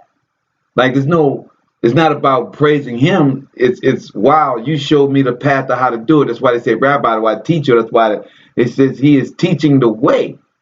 And if you don't follow the lesson plan of the teacher, you fail the test at the end of the week, at the end of the semester. Ain't that right, Jordan? If you don't pay attention in class, right, what happens when you got to take the test? Yeah. You fail, right? So even my Jordan at 7 years old knows that you have to go through the fire. The fire is the lesson. So it's not about the Jesus, is he a God, is this or that. He gave us the way. When y'all get past all the fighting over that dumb stuff and you realize that a path has been laid and that's the only path that we have to salvation. That's he saying that you got to go through him. He is the only branch. Everything else is profaned in this world. There's only one branch, one path that is pure. That's the one that he created. Continue. Gospel of John, chapter 15, verse 7. If you abide in me, and my words abide in you, you shall ask what you will, and it shall be done unto you. See, if you and my words is in you, go ahead. Herein is my Father glorified, that you bear much fruit.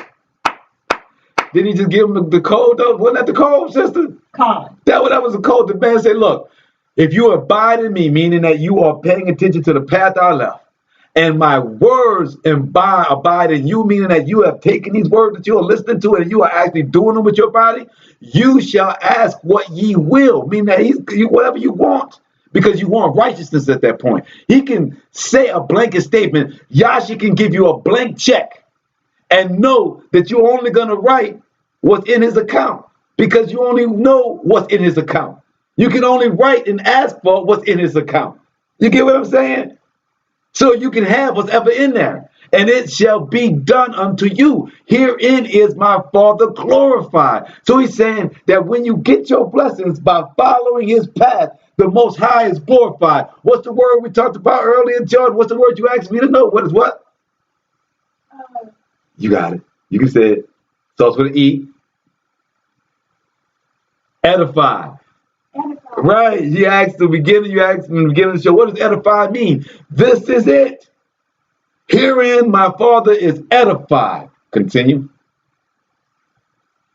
Verse 8. Herein is my Father glorified, that you bear much fruit, so you shall be my Taladim. That's my disciples. That's right. Verse 9. As the Father has loved me, so have I loved you. Continue you in my love. Yes. If you guard my commandments, you shall abide in my love, even as I have guarded my Father's commandments, and I abide in his love. Yes. These things have I spoken unto you, that my joy might remain in you. My sister, may I ask you, it doesn't sound like there's two different commandments from 9 to 10? No, so Not I was at all, just right? thinking that I was just saying that. So what's the Father's commandments? That would be the ones that Moshe received from the hand of the Most High. Yes. The Father's commandments, not just the two that Yasha spoke of, that he's saying, on these two hang all the commandments. Yeah. Because see, this is how it goes. That's why the whole thing is how it edifies the Father. Yeah. That Yasha, before he even touched this earth, he was the one in the burning bush that told Moses, Abraham, right? So he was there when he spoke to Moses, right? So Alahayim, which is the son, Yasha, that came into the flesh, he was the one that gave them the commandments that he got from his father. So when he comes in the flesh and he says that the commandments I gave you, which are the same ones that I followed of my father, it's the same commandments. Yeah, beautiful. Continue. Verse 11. These things have I spoken unto you, that my joy might remain in you, and that your joy might be full. Oh. This is my commandment, that you love one another, as I have loved you. Greater love as has no man than this, that a man may lay down his life for his friend. Yes. You are my friends. Oof. If you do whatsoever I command you, henceforth I call you not servant. For the servant knows that what his master does. I'm sorry, for the servant knows not what his master does. Do it. Yep, yes. But I have called you friends. For all things I have heard of my Father, I have made known unto you. Oh, so we're going to stop right there and break down that friends. What we got in Hebrew for the word, because he's saying now that you know what I know, that we are one, we are brothers, right? So the word is a Greek word, right? Primitive root, and it means friend, to be friendly to one, to wish him well, to associate, familiar with one. So this being a Greek word, it's not necessarily the word that Yasha would have used. Well, Greek time was there. Maybe he would have used this word because they all spoke the Greek at the time when Yasha was walking, right? But still, friend is a Greek word, all right, a Greek way of saying brother, because at this point Yasha is telling them that you're not servants of me, because they were the Taladim, they were his disciples. So now he's saying that now that you know the truth and you know what I know, we are friends, we are brothers. Continue. The Gospel of John, chapter 15, verse 16. You have not chosen me, but I have chosen you and ordained you, that you should go and bring forth fruit, and that your fruit should remain. That whatsoever you shall ask of the Father in my name, he may give it to you. These things I command you, that you love one another. If the world hate you, you know that it hated me before it hated you. If you were of the world would love his own. But because you are not of the world, but I have chosen you out of the world. That's right. Therefore the world hates you. Remember the word that I have said unto you. The servant is not greater than his master. If they have persecuted me, they will also persecute you. So as we talked about earlier, being set apart, and it said here, I've taken you out of the world, again doubling down on being set apart. Continue. If they have guarded my word, they will guard yours also. But all these things will they do unto you for my name's sake. So the Father's saying that they're going to listen to your words, but they're still going to persecute you. Y'all hear that? They're going to hearken unto your words, but they're still going to talk mess to you. They're still going to persecute you. They're still going to tell you that you're wrong, but yet they're going to listen to you like they listen to Yasha. Continue. Because they know not him that sent me. If I had not come and spoken unto them, they had not had sin. I'm going to say that again. Gospel of John, chapter 15, verse 22. If I had not come and spoken unto them, they had not had sin, but now they have no cloak for their sin. And that is for the Gentiles. This is when, that's why I say I think it's a beautiful trick bag that the Gentiles want to be us. So now you're under the same law. So now you know what sin is. As before you were barbarian, as before you were the children of Nephilim, as before you were out in the wilderness as wild beasts. Now that you want to be a part of the chosen, you want the blessings, you want to be a part of this family, guess what? Now you know what sin is. And you're judged by it. I think we're at 22. Verse 22. If I had not come and spoken unto them, they had not had sin. But now they have no cloak for their sin. He that hates me hates my Father also. If I had not done among them the works which no other man did, they had not had sin. But now have they both seen and hated both me and my Father. Whoa, both, all in one, two birds in a stone. Continue. But this comes to pass, that the word might be fulfilled that is written in their Torah. They hated me without a cause. But when the Comforter is come, Ruach HaKodesh, whom I will send unto you from the Father, even the Ruach of the truth, yes, which proceeds from the Father, awakening. He shall testify of me. Yeah. And you also shall bear witness, because you have been with me from the beginning. From the beginning. So it says in 24, if I had not done among them the works which none other man did. He said, has anybody done these things? They had not had sin, but now have they both seen and hated both me and my Father. Again, back to the intertwine. The Father's commandments is his commandments. They're all intertwined. You cannot get one without the other. So then it says, But they say to me, both and my father. But this comes to pass, that the word might be fulfilled. And what word is that? That the Ruach HaKodesh, the Comforter, is here. When we keep saying that all these things are going crazy in the world, all these things are flying past you, and you need to be led. You need to be a leader as well as a solid rock of lead for the Father. But that's coming through the Ruach HaKodesh. See, that's accepting the Comforter. That's knowing your comfort. That's the only way that you can be solid in the Father right now. Solid in these 10 commandments is if you are being filled and consumed with this Ruach HaKodesh, the spirit of him that has you in the middle of a hurricane trying to get back to the show, trying to get the word to understand why you are still winning in the midst of all of this turmoil. How can you be winning? How can it be an inheritance? How can it be a seed for you? How can you see your way out? You don't have a tank. You don't have a nuclear bomb. You don't have a uniform. You're not in the army. You're not military. You're not cops. You are just a human being, but you are the Most High's chosen seed.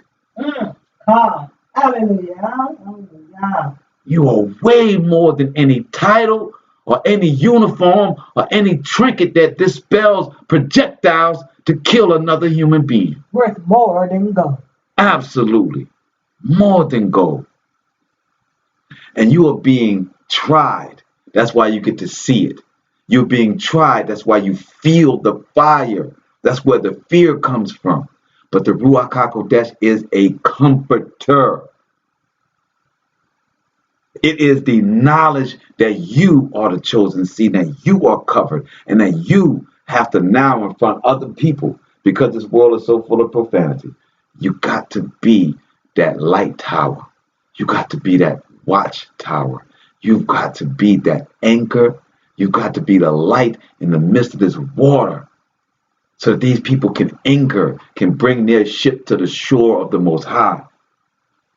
When they see you take the water and the wind and the rocks and the storms and the volcanoes and the earthquakes, and you're still standing because the Father's allowed you to stand, you then are bringing forth and being the edification and reflection of the Father.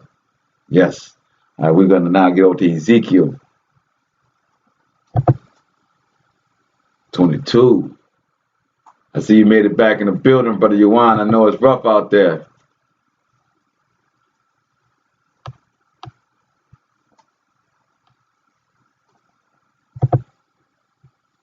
The book of Ezekiel, chapter 22, beginning at verse 17. And the word of Yahuwah came unto me, saying, Son of Adam, the house of Israel is to me become dross. Become what? Dross. All they are brass and tin and iron and lead in the midst of the furnace. They are even dross of silver. Therefore, thus says Adonai Yahuwah, because you are all become dross, behold, therefore I will gather you into the midst of Jerusalem, as they gather silver and brass and iron and lead and tin into the midst of the furnace, to blow the fire upon it and melt it. So will I gather you in my anger and in my fury, and I will leave you there and melt you. Whoa. So it's saying that we are dross, which is basically scraps of metal, right? We are scraps. So the Father said, I'm going to throw you into the big old heap, and then I'm going to burn all of y'all. I'm going to melt you in it. Continue. Verse 21. Yeah, I will gather you and blow upon you in the fire of my wrath, and you shall be melted in the midst thereof.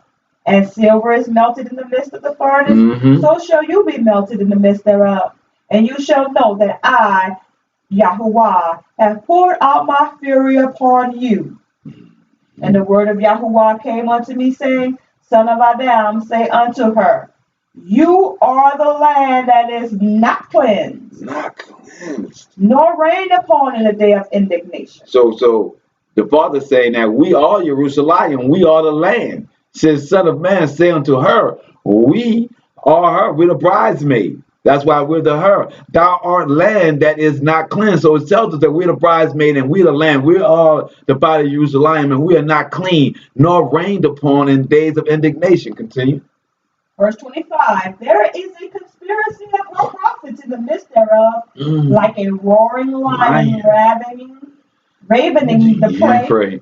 They have devoured souls. They have taken the treasure and precious things. They have made her many widows in the midst thereof. So leading our people astray, these false prophets, where our young men are looking at the pulpit and seeing nothing but homosexuality in the pulpit. So they run to the streets to see what a man is. So they look at the pulpit and they see a pimp in the preacher's pew, following what the white man has told them to say. And he's sitting there and he's like, no, this is false. So then he go into the street and get devoured. These are our young lions, our cubs that are being devoured by the false prophets and by the street that is waiting for us, because the government, just like I expressed to you very simply, how they get federal and bank funding for jails. They look at the black population in that area. They look at the dropout rate from their high schools. And then from there, they can predict how many of that populace will go to jail. And upon that, they can project how many cells, how many prisons to build. So they create the problem of horrible education and then say as a catch net that we will create these jails to house these animals that we have no intention on educating. So here, this is the same thing. We're talking now in the sense of the prophets. These are the ones that are supposed to be raising our communities. They are roaring lions ravaging the prey of our community, misleading us. And they have devoured our souls because they have led us astray away from our power. And they have taken the treasures, the precious things, and they have made her many widows. We are the precious things, the children that have been killed, the men, our lost community where they say there's no man in the home, but yet the government says that we can't give you an assistance if there's a man in the house. Then it says that a man, you are now back to slavery if you commit a crime of any magnitude.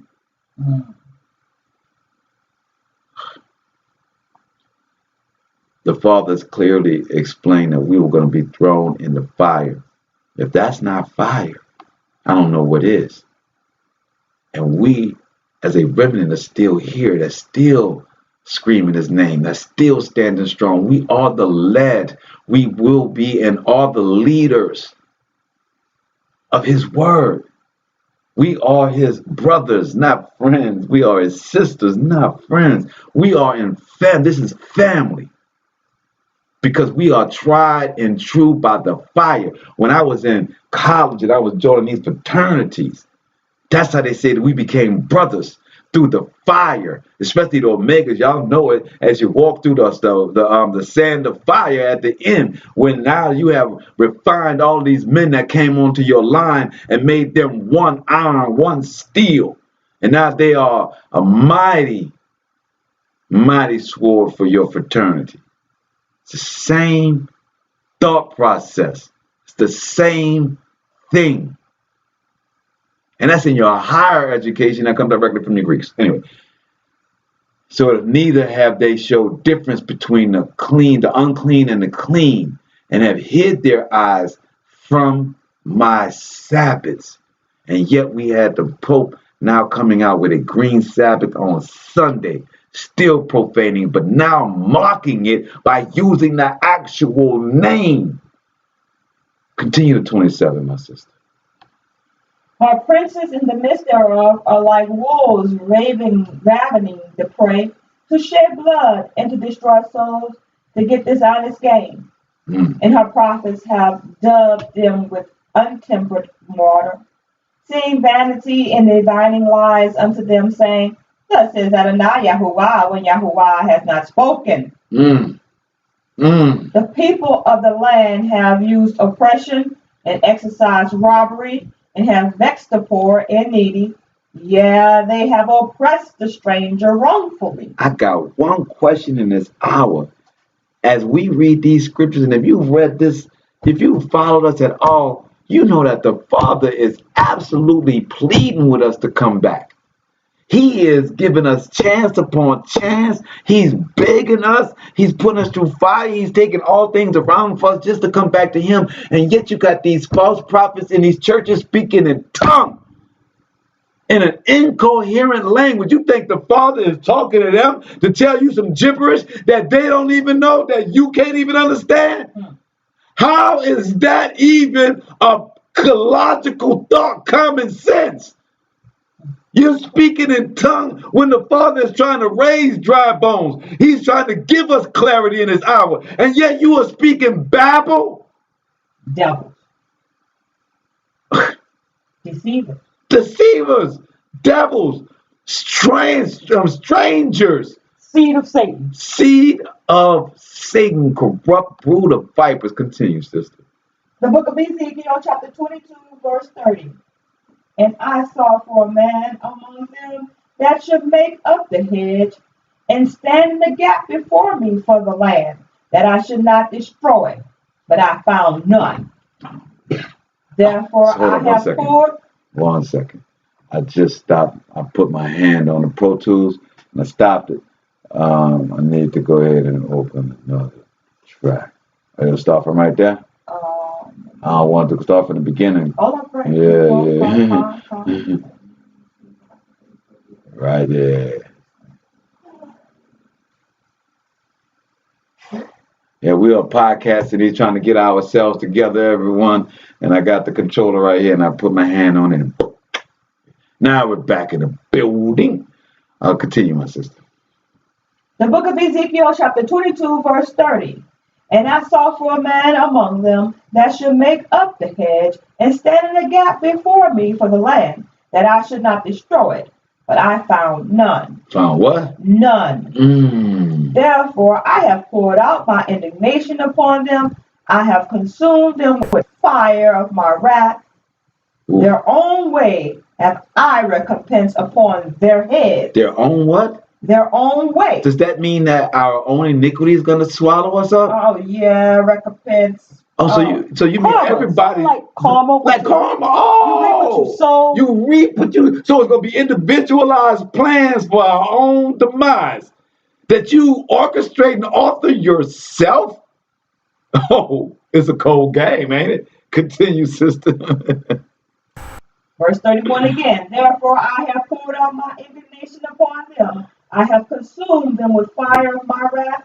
For their own way have I recompensed upon their heads, says Adonai Yahuwah. Say it. I mean, so if the only way the Father saying he's going to take me down in the last hour is through my own iniquity. But if I don't have no iniquity, then I guess I can't be taken down. Safe. Ooh, what a thought process. I'm just sliding safe. We'll say, yeah, I'm feeling pretty right now because I refined myself in the fire of my own temptations. I fight my own body with my own mouth, my own desires, my own thought processes. The Father said, woo, my child over there going through it. Let me get you a little bit. Yeah, let me throw a little water on you. Let me purify you. Because you've been in the fire. Let me give you that douse of water, give you some relief. Hissing all over the place. Yes. All over your body. Yeah. Exactly. You know what I'm saying? But that's what this lead is about. See, we're going to get on where we are right now, Ezekiel. Because, right now I'm going to go to this quick video right quick, y'all. On lead right now, the history of this lead, because and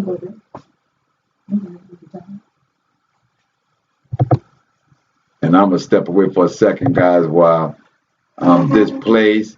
It's only 3 minutes, but understanding lead and history.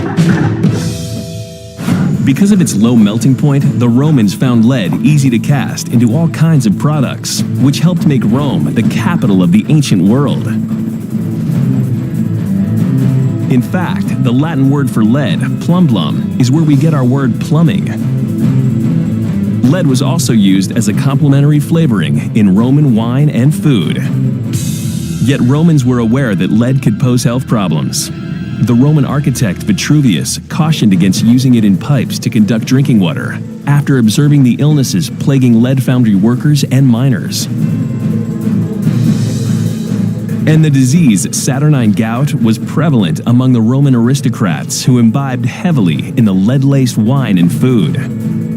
Some historians even blame the fall of the Roman Empire on lead poisoning. Today, we know just ingesting small amounts of lead dust can lead to brain damage and even death. Yeah, Rome went down for lead. How potent is lead? A child can be poisoned by only 10 milligrams of pure lead. To give you an idea of what a small amount that is, this spoonful contains about 4,000 milligrams.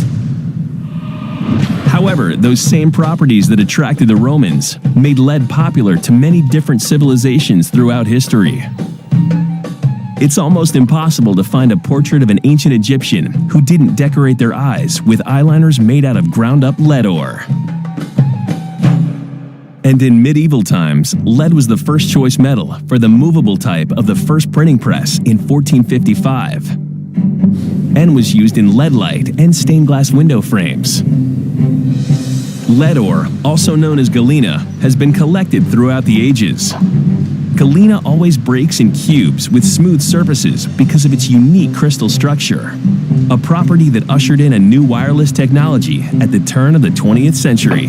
It was learned that galena crystals could detect radio signals, and it wasn't long before the favorite wireless device of the time was the galena crystal radio set. Lead everywhere. Also developed in the 1920s was one of the most significant and damning uses of lead as a fuel additive. It was found that when the extremely poisonous compound, tetraethyl lead, was mixed with cheaply refined gasoline, it stopped premature combustion of the fuel-air mixture in a car's engine. This is known as knocking or pinging. Despite health concerns from the beginning, it took 70 years before leaded gas was completely phased out for use in on-road vehicles. So as you see, when you go up to your gas pump and it's like unleaded gas and diesel, you would say, well, most of us, when we look at that unleaded, we don't think twice about it, right? But yet, that's what gas was made on the beginning. As you see, they were always taking from Greek. Part of showing that video is to us to understand how this American civilization has followed suit in the Greek philosophy, in the Egyptian philosophy. So many of the last pharaoh, especially Nero, was absolutely out of their mind crazy, right? And it's all because of the lead poisoning and the lead that they used. They were the first ones to use lead in pipes. We use lead in pipes here. They use lead in the gasoline here. This is what took down the Roman Empire. Well, let's go one more on this to understand just how far these people went with lead, because when you understand, as we broke down the components earlier, what lead does. Lead is carbon. Lead is combustion, right? But it's something else.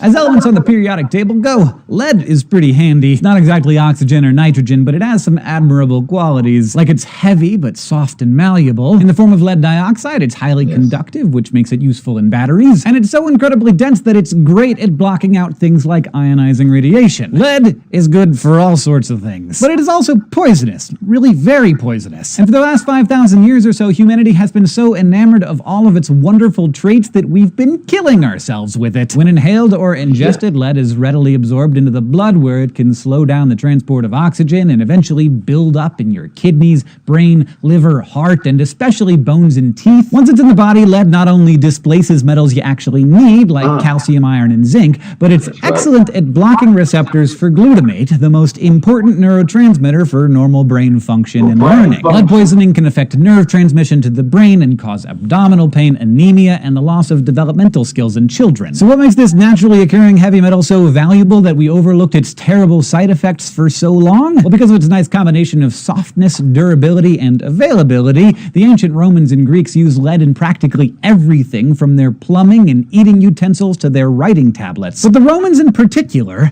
really liked to eat it. Don't test this out, but lead actually has a naturally sweet taste, and Romans sprinkled lead acetate into their wine to sweeten it. They called it sapa, and it was consumed in massive quantities by the aristocracy. It was also found to be an effective preservative because, it kills stuff. According to some historians, the common use of this lead additive caused widespread infertility and dementia in ancient Rome, especially among the ruling class. So think about that next time you're wondering whether aspartame is bad for you. The Romans wanted sweeter wine so bad they put lead in it. Lead has been used in paint for thousands of years as well, and it's so useful that we kept using it through the late 20th century, well after we understood its dangers. In particular, lead carbonate, otherwise known as white lead, was widely used because it made paint so opaque that a small amount of lead-based paint could cover a large area. It's also highly insoluble, meaning that it doesn't dissolve in water, making it great at resisting the moisture and mildew that can cause other paints to crack over time. Lead carbonate can prevent decomposition in the oils that make up paints, allowing them to look fresh longer, and lead-based paints dry faster than their counterparts. There was so much to like about lead paint, except for the part where it killed a bunch of people. Because people did get poisoned from lead paint, especially children, either from inhaling dust with flakes of the paint in it, or just because, as previously mentioned, lead makes things sweet, and kids like sweet things,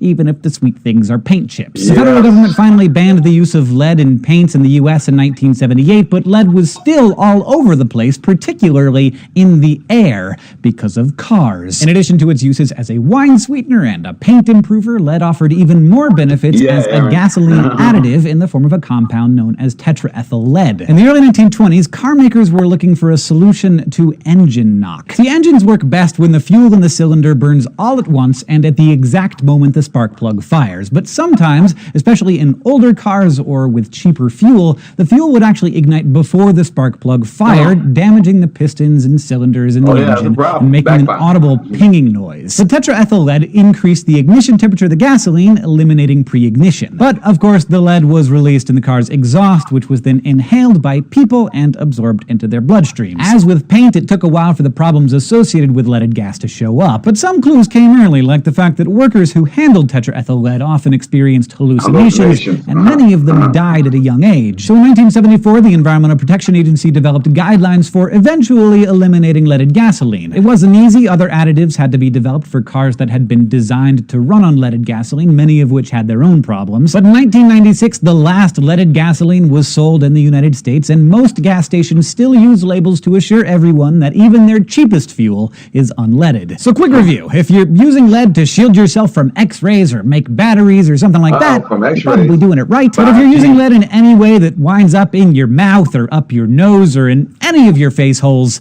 then you're using it wrong. Thank you for watching this SciShow Dose, which was brought to you by our patrons on Patreon. If you want to help support the show, you can go to Patreon. All right. So, wanted to bring that part up so we can get the clear connection to Greek, to Rome, and lead. And as we're about to go into Ezekiel, Zechariah, that's right.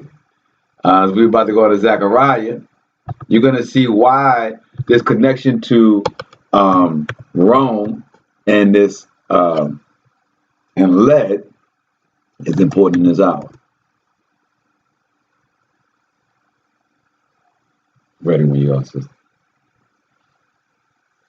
The book of Zechariah, chapter 5, verses 1 through 11. Then I turned and lifted up my eyes and looked, and behold, the flying roll. And he said unto me, What do you see? And I answered, I see a flying roll. The length thereof is 20 cubits, and the breadth thereof is 10 cubits. Then said he unto me, This is the curse that goes forth over the face of the whole earth.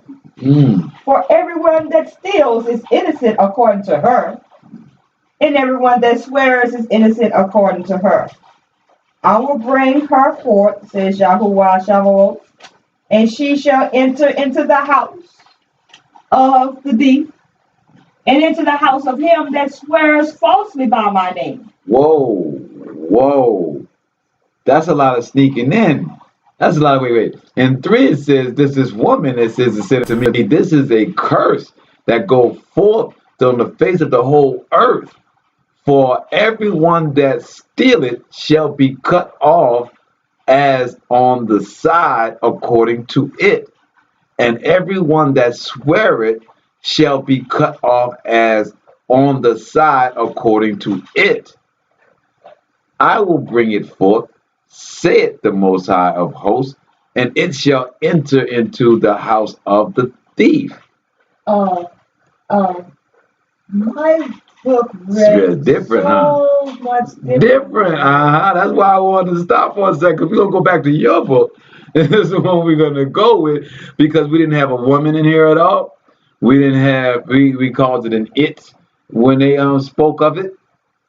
And it says, so read your verse 3 again. We're going to deal with the verse 3. Then he said unto me, this is the curse that goes forth over the face of the whole earth.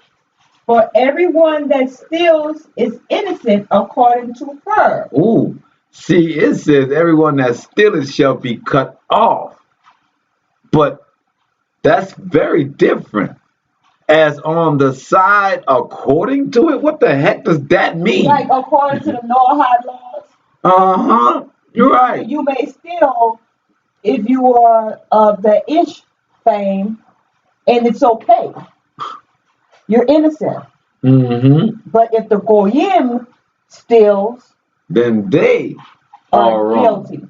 Because you will be stealing from other Goyim, and them stealing from you is it's their right. That's right. It's because they own everything, and you can't steal from the chosen people, but you can steal from another barbarian, but you can't steal from the chosen people. But and like Aaron's saying, Flint, Michigan water supply, and it's a very interesting thing that we'll pull up. And I don't know if I'll be able to find it tonight, but there's been many reports that said that once the human body processes this lead through water, that they actually produce gold-like substances.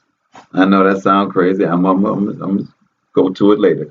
But for right now, as we are reading these two different versions, as my sister's reading from the Sefer, and we are reading from Blue Letter Bible, that in verse 23, it is saying that if you steal it, you're cut off. But and my sister said that if you steal it, go on, read your part. For everyone that steals is innocent according to her. According to her. So that's not in our King James that y'all may have. According to her. And her would be the harlot. Her would be the one that has set everybody astray. So she's also the one that is ruling. You know, Babylon, the daughter of Babylon. So she's saying that if you steal, then you are innocent. Continue. And everyone that swears is innocent according to her. Anyone that condemns another human being to hell, because that's what cursing means, or condemning them to some ill fate, they're innocent too. Continue. Verse 4. I will bring her forth, says Yahuwah Shalom, and she shall enter into the house of the thief. Whoa, so in ours, this one says, again, it's referring, instead of saying her, it's saying, I will bring it forth. But if you understand that the harlot is what's in Revelations, and you understand that when he's speaking of her, we're speaking of Rome, and we're speaking of the Vatican, and we're speaking of the church. So it's saying that the Vatican church is going to tell you that Jesus loves you and that you can do no wrong, that long as you love everybody, that's the only one that you should be concerned about, the commandments, that everything is okay, that It gives you a Hail Mary to say and a penance, and you are forgiven of your sins. That's what this verse 3 is saying.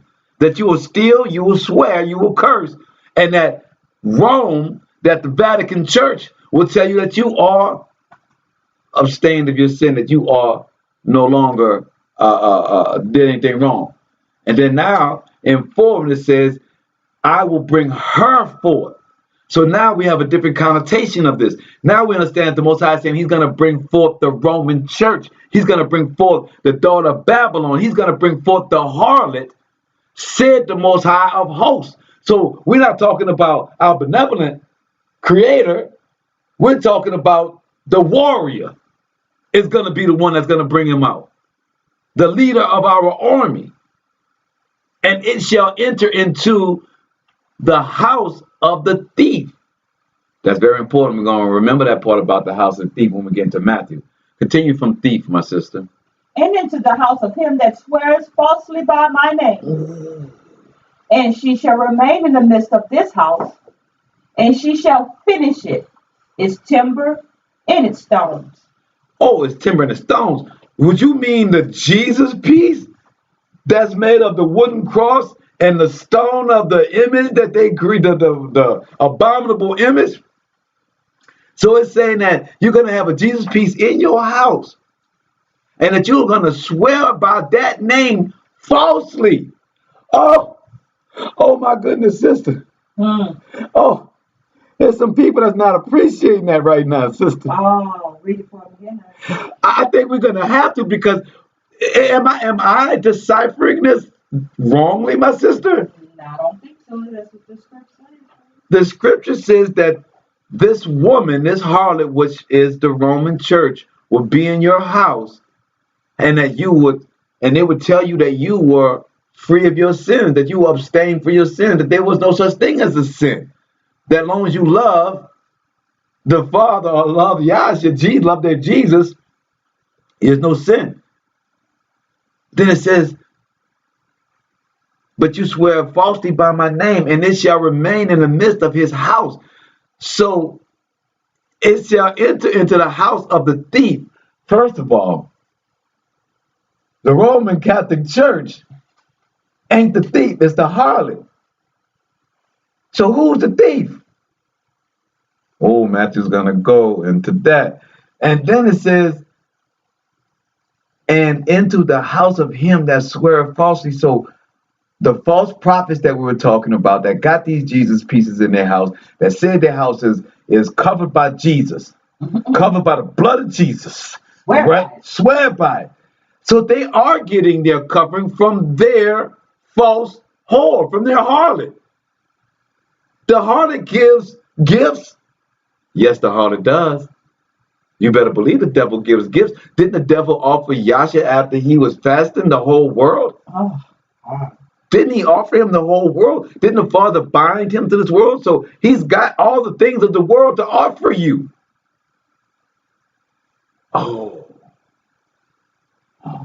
Would the continue to read? Are we going to Matthew? Yeah, that's the end of that one. Okay. Angel talking. Oh yeah, that's right. We're gonna switch over. Let me switch over for him. I know you ready. Give me a second to get them on that Matthew. Yeah, everybody. So as you see, this is all connecting, right? All of this being the lead, being the head, the lies, the lead of the Catholic Church, right? The kingdom falling to the lead, falling to lead because you drank so much of it. You knew that carbon, because you were studying a little bit, I guess, right? They figured out that their body was made of carbon. They tried to get some more of that. They were high off the wine, a preliminary, light 4.9 earthquake occurred. 4.9. Southern Legacy, 152.0 kilometers deep, 7 minutes ago by BMKG.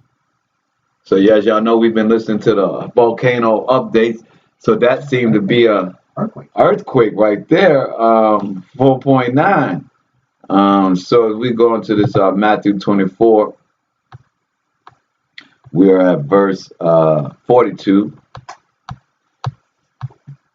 The book of Matthew, chapter 24, beginning at verse 42. Watch therefore, for you know not what hour Adonai comes, but know this, that if a good man of the house had known in what watch the thief would come, he would have watched and would not have suffered his house to be broken up. So the thief, so it says, but know this, like notice that if a good man of the house had known what watch, it says, known in what watch the thief would come. So it says, if a good man was understanding how the thief was going to come into the house. And then when we just read, and it stated, I'm going to flip back over to it, and it stated that, and it shall enter into the house of the thief. Does yours say as the thief or of the thief in your scripture, my That's sister? Zechariah 4. Verse 4. The book of Zechariah, chapter 5, verse 4. I will bring her forth, says Yahuwah Shava'o, and she shall enter into the house of the thief. So Satan, Hashatan, the whore, the harlot, is going to enter the house of the thief, which is the church, the Vatican Church. That's what a house is. You got to have a house. It's got to have a throne. You know, unless we want to switch over here to this and look at the seat of the devil's throne right here, which is in Berlin, the Pergamos altar, which is where in Revelations the Father said that they were following the seat of Satan. This is the seat of Satan that's on your screen right here. The church of Pergamos? Yeah. Pergamos? Yeah. Yeah. Which is the seat of Satan. So if you are watching and reading these scriptures and being a watchman as the Father has called us, then you will know that this harlot that has everybody drink of her fornication, that her house, which is the thief's house, because the harlot is that, is the Vatican, is Rome. We just read about the lead and how Rome was addicted to this lead and how it brought them down because they became insane. And this day right now, everybody reveres Rome and Greece as a society that we need to go back to. When they were rampant with lead poisoning in the brain, hallucinations, psychosis, and homosexuality. And that's what we're trying to get back to. That's the American way. That's the hey, my son in the building, run me a fifth in the building. Looking forward to this album. I've been talking about your Nomad Man. We are ready for that, son. So whenever you get that to us, we will be mostly appreciative. Anyway, but as it's saying right here that the rat, that the thief is the Vatican, the church, the whore, the harlot is Babylon, which is England, which is America. And everyone drinks of it. So now it says if you are a smart man, if you are watching the Father, if you being a watchman you're supposed to be, you will know how the thief will get into your house. So the Father is saying that the only way that the thief, that the enemy is getting in your house is through the Catholic Church. Did I put that too far? Did I pull that too far? Is that too far of a reach for y'all? It shouldn't be. Continue. The Gospel of Matthew, chapter 24, verse 44. Therefore be you also ready, for in such an hour as you think not, the Son of Adam comes. The Son of Adam, the Yasha, I am that I am, will come. Yasha will come before you know it. Continue. Who then is a faithful and wise servant? Who is Lord whom his Lord has made ruler over his household to give them meat in due season. Oh, praises. Blessed is that servant whom is the Lord when he comes. Fine. Come as fine shall find doing so. Read that again, my brother. Verse 46. Blessed is that servant whom his Lord when he comes shall find him doing so. I say unto you, that he shall make him ruler over all his goods. Oh, so we are saying right here that when Yah should come back to handle that thief and to handle that harlot, that and when he finds his servant, us, right, doing our Sabbaths, following our feast days, following our laws, statutes, and commandments, that he would then make us lords over all these people in our household. It says, verily I say unto you, that he shall make him ruler over all his goods. That means that no man can take it from me, Shotgun Slim. That means that what I attain, I ain't got to worry about nobody coming over my shoulders and taking. Or telling me I got a 35-year mortgage on it. And if you slip up anywhere in 35 years, come and get it. Or better yet, eminent domain. Don't care if you made every payment. And you know who the thief is. And you know the thief is following his Christianity, then the watchman is wise. It says 48, but if that evil servant shall say in his heart, that the Most High delayeth his coming, and shall begin to smite his fellow servants, and to eat and drink with the drunken. Oh, says, but if you ain't got patience to endure to the end, and you start acting like all these other fools, getting how you live, said the Lord, said the Most High of that servant shall come in a day when he looketh not for him, and in the hour that he is not aware of. So why are you living it up thinking that you done made it, that you done, it's all you, that ain't nobody helped you? You right. Nobody did help you. You went out there and did all that iniquity yourself. You right, Drake. Ain't nobody did it but you, Drake. You the only one that did the bout for me. You the only one that sucked that cock. I mean, did those things in the back doors, right? You the only one that did it. I'm the only one, huh? Ain't that lonely? You the only one. You can't tell nobody why you got so many napkins when you walking up to baby. Everybody understand that, right? Only you understand that, right? Because it says here that the Most High of that servant shall come in a day when he looked not for him, and in an hour that he is not aware of, and shall cut him asunder is what it says, and appoint him his portion with the hypocrites. There shall be weeping and gashing of teeth. So yeah, there's going to be a whole lot of people crying. There's going to be a whole lot of people saying, man, please, come on, man, you know my heart. Y'all know I love God, Jesus. You know I love you, Jesus. I love you, Jesus. And they're going to be like, man, you still called on that stupid ass name I just told you. I never knew you. He's going to say, thank you, sister. That's the proper thing he's going to say. He's going to say, I never knew you. Flee from me. And you're going to be like, but man, I was nice to people. I remember that old lady I picked up one night when I was tired, come from work. I ain't getting nothing for that. And that old woman took me 2 hours out of my way. I was so upset. You was upset that you did something good for somebody, but yet you want to be celebrated. Yeah, Most High say, man, a lot of people got this game twisted. When it says you be a cheerful giver, that's what it means. It says you give it in anger and hate, you give it in despisement, then you've done nothing. You've got nothing on the scoreboard. Let's get back to our Zechariah. The book of Zechariah, chapter 5, verse 5. Then the angel that talked with me went forth and said unto me, lift up now your eyes and see what it is that goes forth. And I said, what is it? And he said, this is the measure that goes forth. He said, moreover, this is how they appear through all the earth. And behold, there was lifted up a disk of lead. A disk of lead. And there was fire. And there a fire sits in the midst of the measure. And he said, this is wickedness. Oh, so the lead is wickedness. And we just said that Rome and Greek was lead. They were the symbolism of lead. Wait.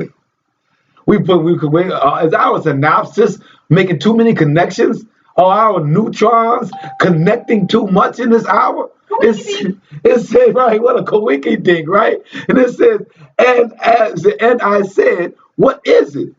And he said, this is an ephah that goeth forth. What's an ephah? It's a cup. It's a measure. An ephah is a measure. It's yes, let's just say it's a measure, right? An ephah that goes forth. So a measure, the people are measured. He said, moreover, this is their resemblance through all the earth. And behold, there was lifted up a talent of lead. Talent is a value. And this is a woman that sitteth in the midst of the ephah.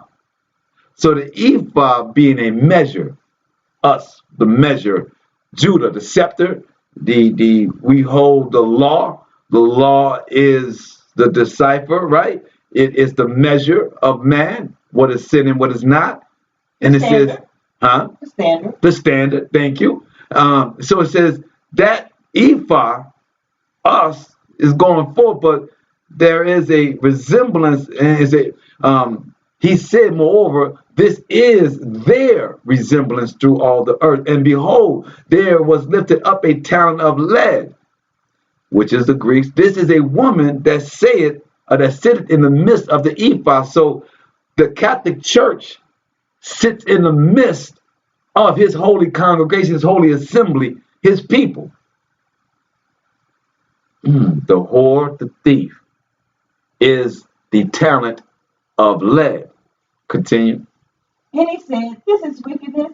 And he cast it into the midst of the measure, and he cast the weight of lead upon the mouth thereof. Then I lifted up my eyes and looked, and behold, there came out two of them, the wind in their wings, for they had wings like the wings of a stork. And they lifted up their measure between the earth and the heavens. So it's saying that, because I want y'all to get that picture, right? So you got the ephah, the measure, and then you have the lead that's put over it. Out of that comes two angels that are lifting up the ephah, the people. Moses maybe one, Yasha, I don't know, Elijah. I mean, it could be either one. You know, there's a whole bunch that came and paved the way for us, right? But two of these angels are flying with the ephah to lift them up. But in the cast, in the midst, is this ephah, this devil, this lead, this harlot. Continue. Verse 10. Then said I to the angel that talked with me, where are they causing the measure to go? And he said unto me, to build it a house in the land of Shinar, and it shall be established and set there upon her own house. Her own house. So we talking about the thief and the house, and we now in the Zechariah comes down to explain that these prophets or the angels or the way is the thing that lifts us to Shaul or unto not Shaul, Shiloh. Shaul is hell. Shiloh is the place where Jacob laid the first stones and laid the first altar of the Most High, where the first time the Father sat down in the land with us, right?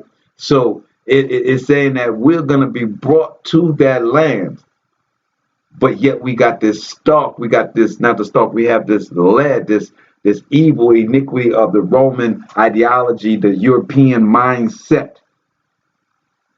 And these things have to be lifted from out of us in order for us to get back to our place of power, Shiloh, our place of power, Shinar, our place of power. Their power is not, let's see the shotgun, their power is not our power. Their power is lead that they consume, because they consume until they can't take anything else. They are leeches, they are locusts, right? They are consumers. They do not produce. The Father produces. The thief steals and duplicates. It does not produce. Then we're going to go on to Revelations 12. And then we're going to get out of here on Psalms and leave y'all out of here for the night. Revelations 12. We're going to go to the verses 5. The book of Revelation, chapter 12, beginning at verse 5. And she brought forth a man-child who was to rule all nations with a rod of iron. And her child was caught up unto Yahuwah and to his throne. And the woman fled into the wilderness, where she has a place prepared of Yah, that they should feed her there 1,260 days. So we're looking at that being Yerushalayim as the woman. That was carried away. The woman that was carried away, the ephah that was carried away, which is Yerushalayim. And we're being taken into this wilderness to be prepared. And that wilderness is in our mind. That wilderness is our temple. This is the Ezekiel is waking us up. When we talk about the dry bones of Ezekiel, we're talking about the comforter of the Most High waking us up and breathing this life back into us. And we are being preserved. So we talk about all these crazy things that's going on in the world, the volcanoes, the hurricanes, the earthquakes, all these things. Our place is prepared for us. It's written in a parable here, but it's letting us know that where we are is where he wants us. If we are listening to him, every day, and not just Monday, Wednesday, and Friday, if we are listening to him every second, every minute of the day, because he is talking to us. If we've gone through that fire of figuring out what voices in our head is of the Most High, and what voices of my flesh, and what voices of the devil, because we got all those voices in our head. We have to, the fire for us, the refinement is us going through those voices and realizing which one is the right one, and then making ourselves, dedicating ourselves to hearing that voice, to refining that voice to where it's the loudest thing that's happening in our minds. So we're not confused on which way to go. The loudest voice is speaking. I'm used to that voice. I know that sound. I'm calm with that sound. I'm familiar with that. I'm comforted by that. And that is what I follow.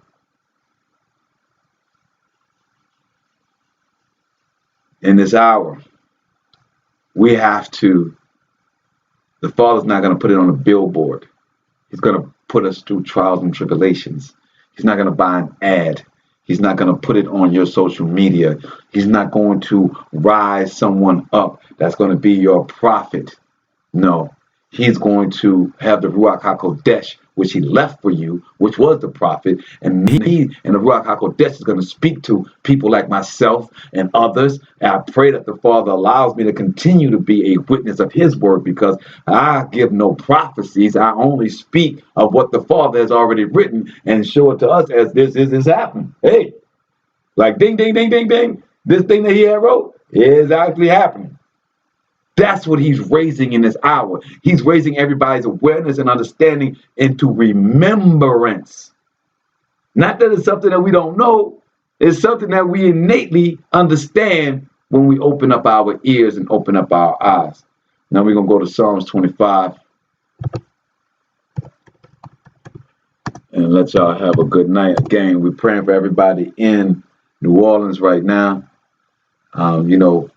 Tonight, we know a lot of people having a hard time catching this. So, just know that if you get an opportunity to see this the next day, that we've been praying for you guys all through the show, all through the night. As y'all going through what you're going through, we are praying and thinking of you in this hour.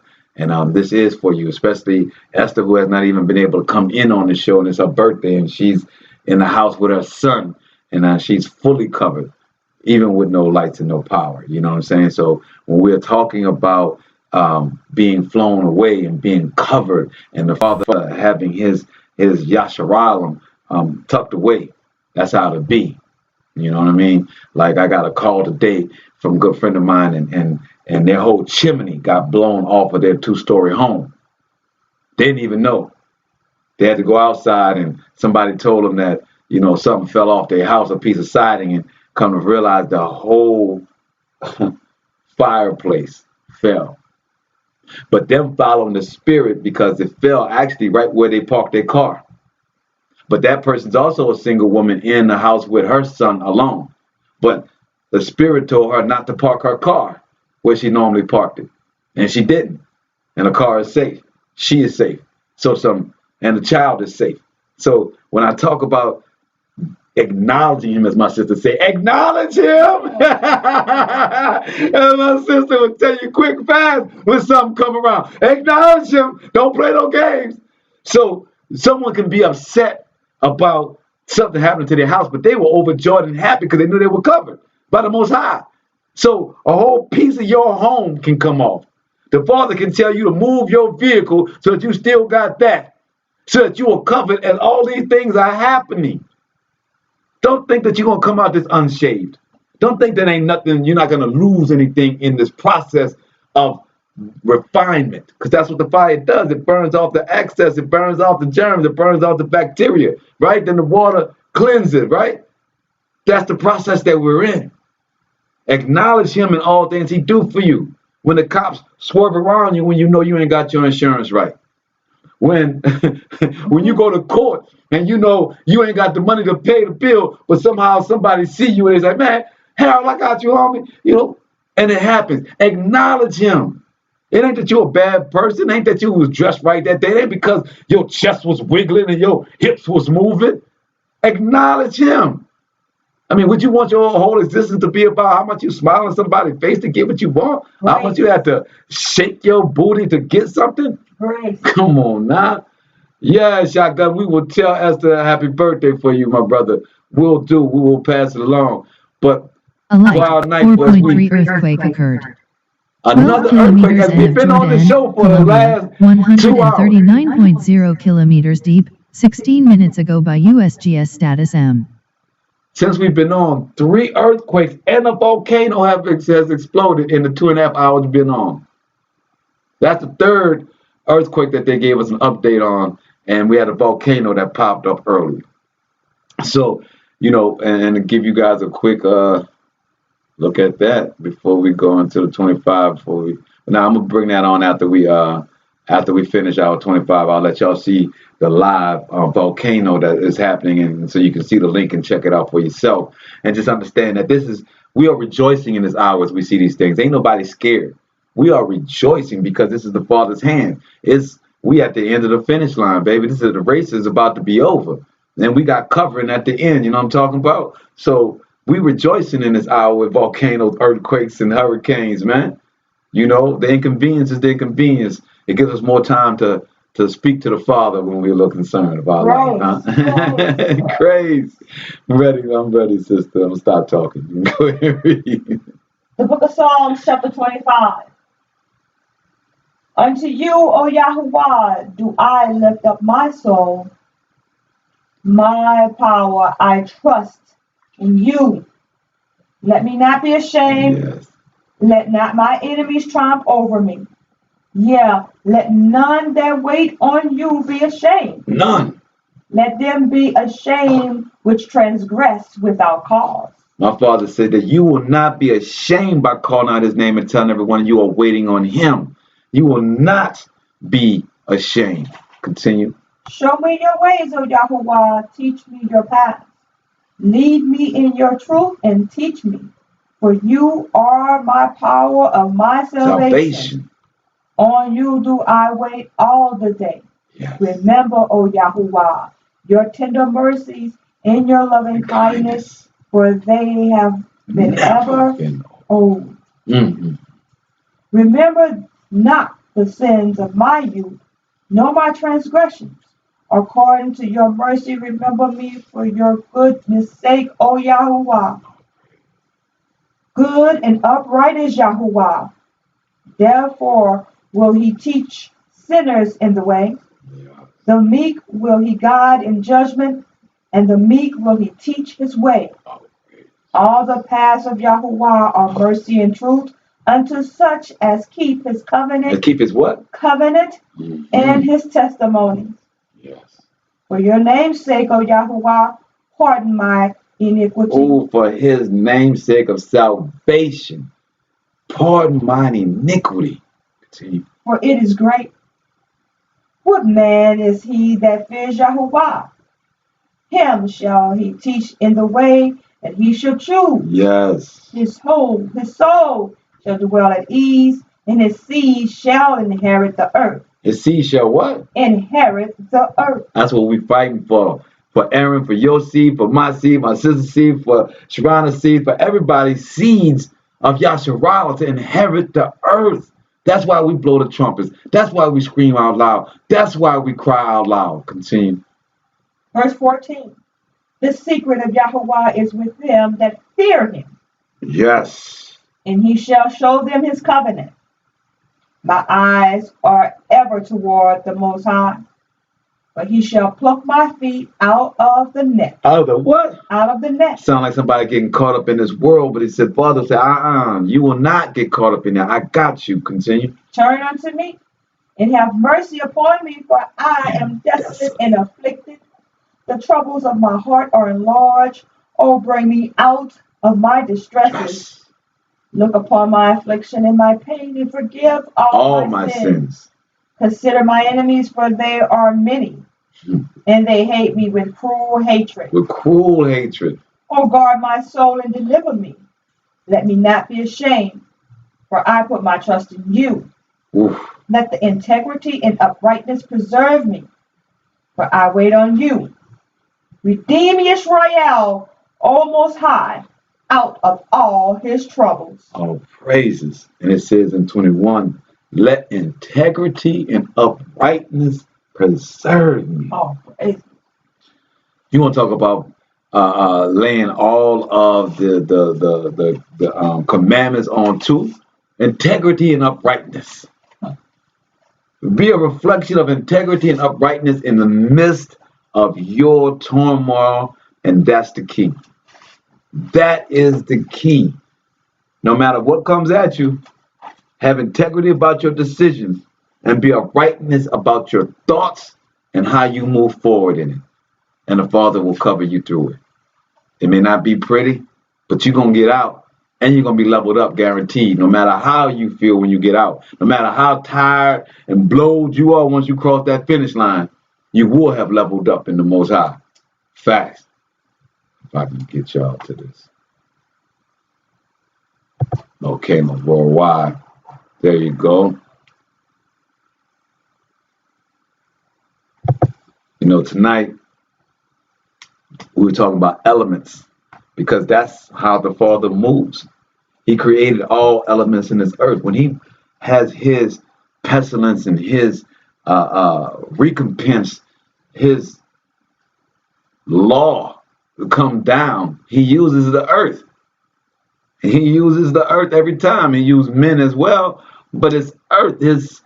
He has control over the wind, the water. We can't beat none of it. He has the sun and the moon. He creates all things. So when he brought forth what he needed to take us out of Egypt in Exodus, he didn't use an army. He used the weather. To take us out of Exodus, he did not use an army. He used the weather. So as we are coming upon the fall of this Babylon, and we are in the midst of revelations, and as these prophecies are coming to be fulfilled or coming to pass, as they say, know that the earth and the travail of the earth is his hands, this is his work, and that we are covered even in the midst of something that man can't control. The Father can control it. And he has a covenant with you to give you safety and refuge as he uses his earth to bring terrible things amongst those that have earned it. So again, lead is the root word for leader. As we went through our scriptures, as we went through the other night and pulled up our chart, ancient Hebrew, and we look at the word strong, power, leader, the Aleph, the ox is the leader. So as leader, we went into lead tonight as being the root of leader, and understanding how these materials the Father uses us and how he's burning us, and how our body is made of these same minerals that are in the earth that he made and fashioned us from it. So this is a fairy tale then why is my body made of carbon, which is lead, which is of the earth, magnesium? All these things that are in my body can be found in the earth. And you see leader here, and then you come down to the yoke, which is the lam, and that's to teach, to bind, to teach. The yoke that is put upon the ox, right, is to teach and to bind so that you can be a leader in your strength and in your power of the Most High. In our bodies,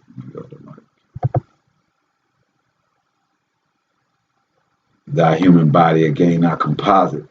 Understanding how these minerals are 60 makes up our body.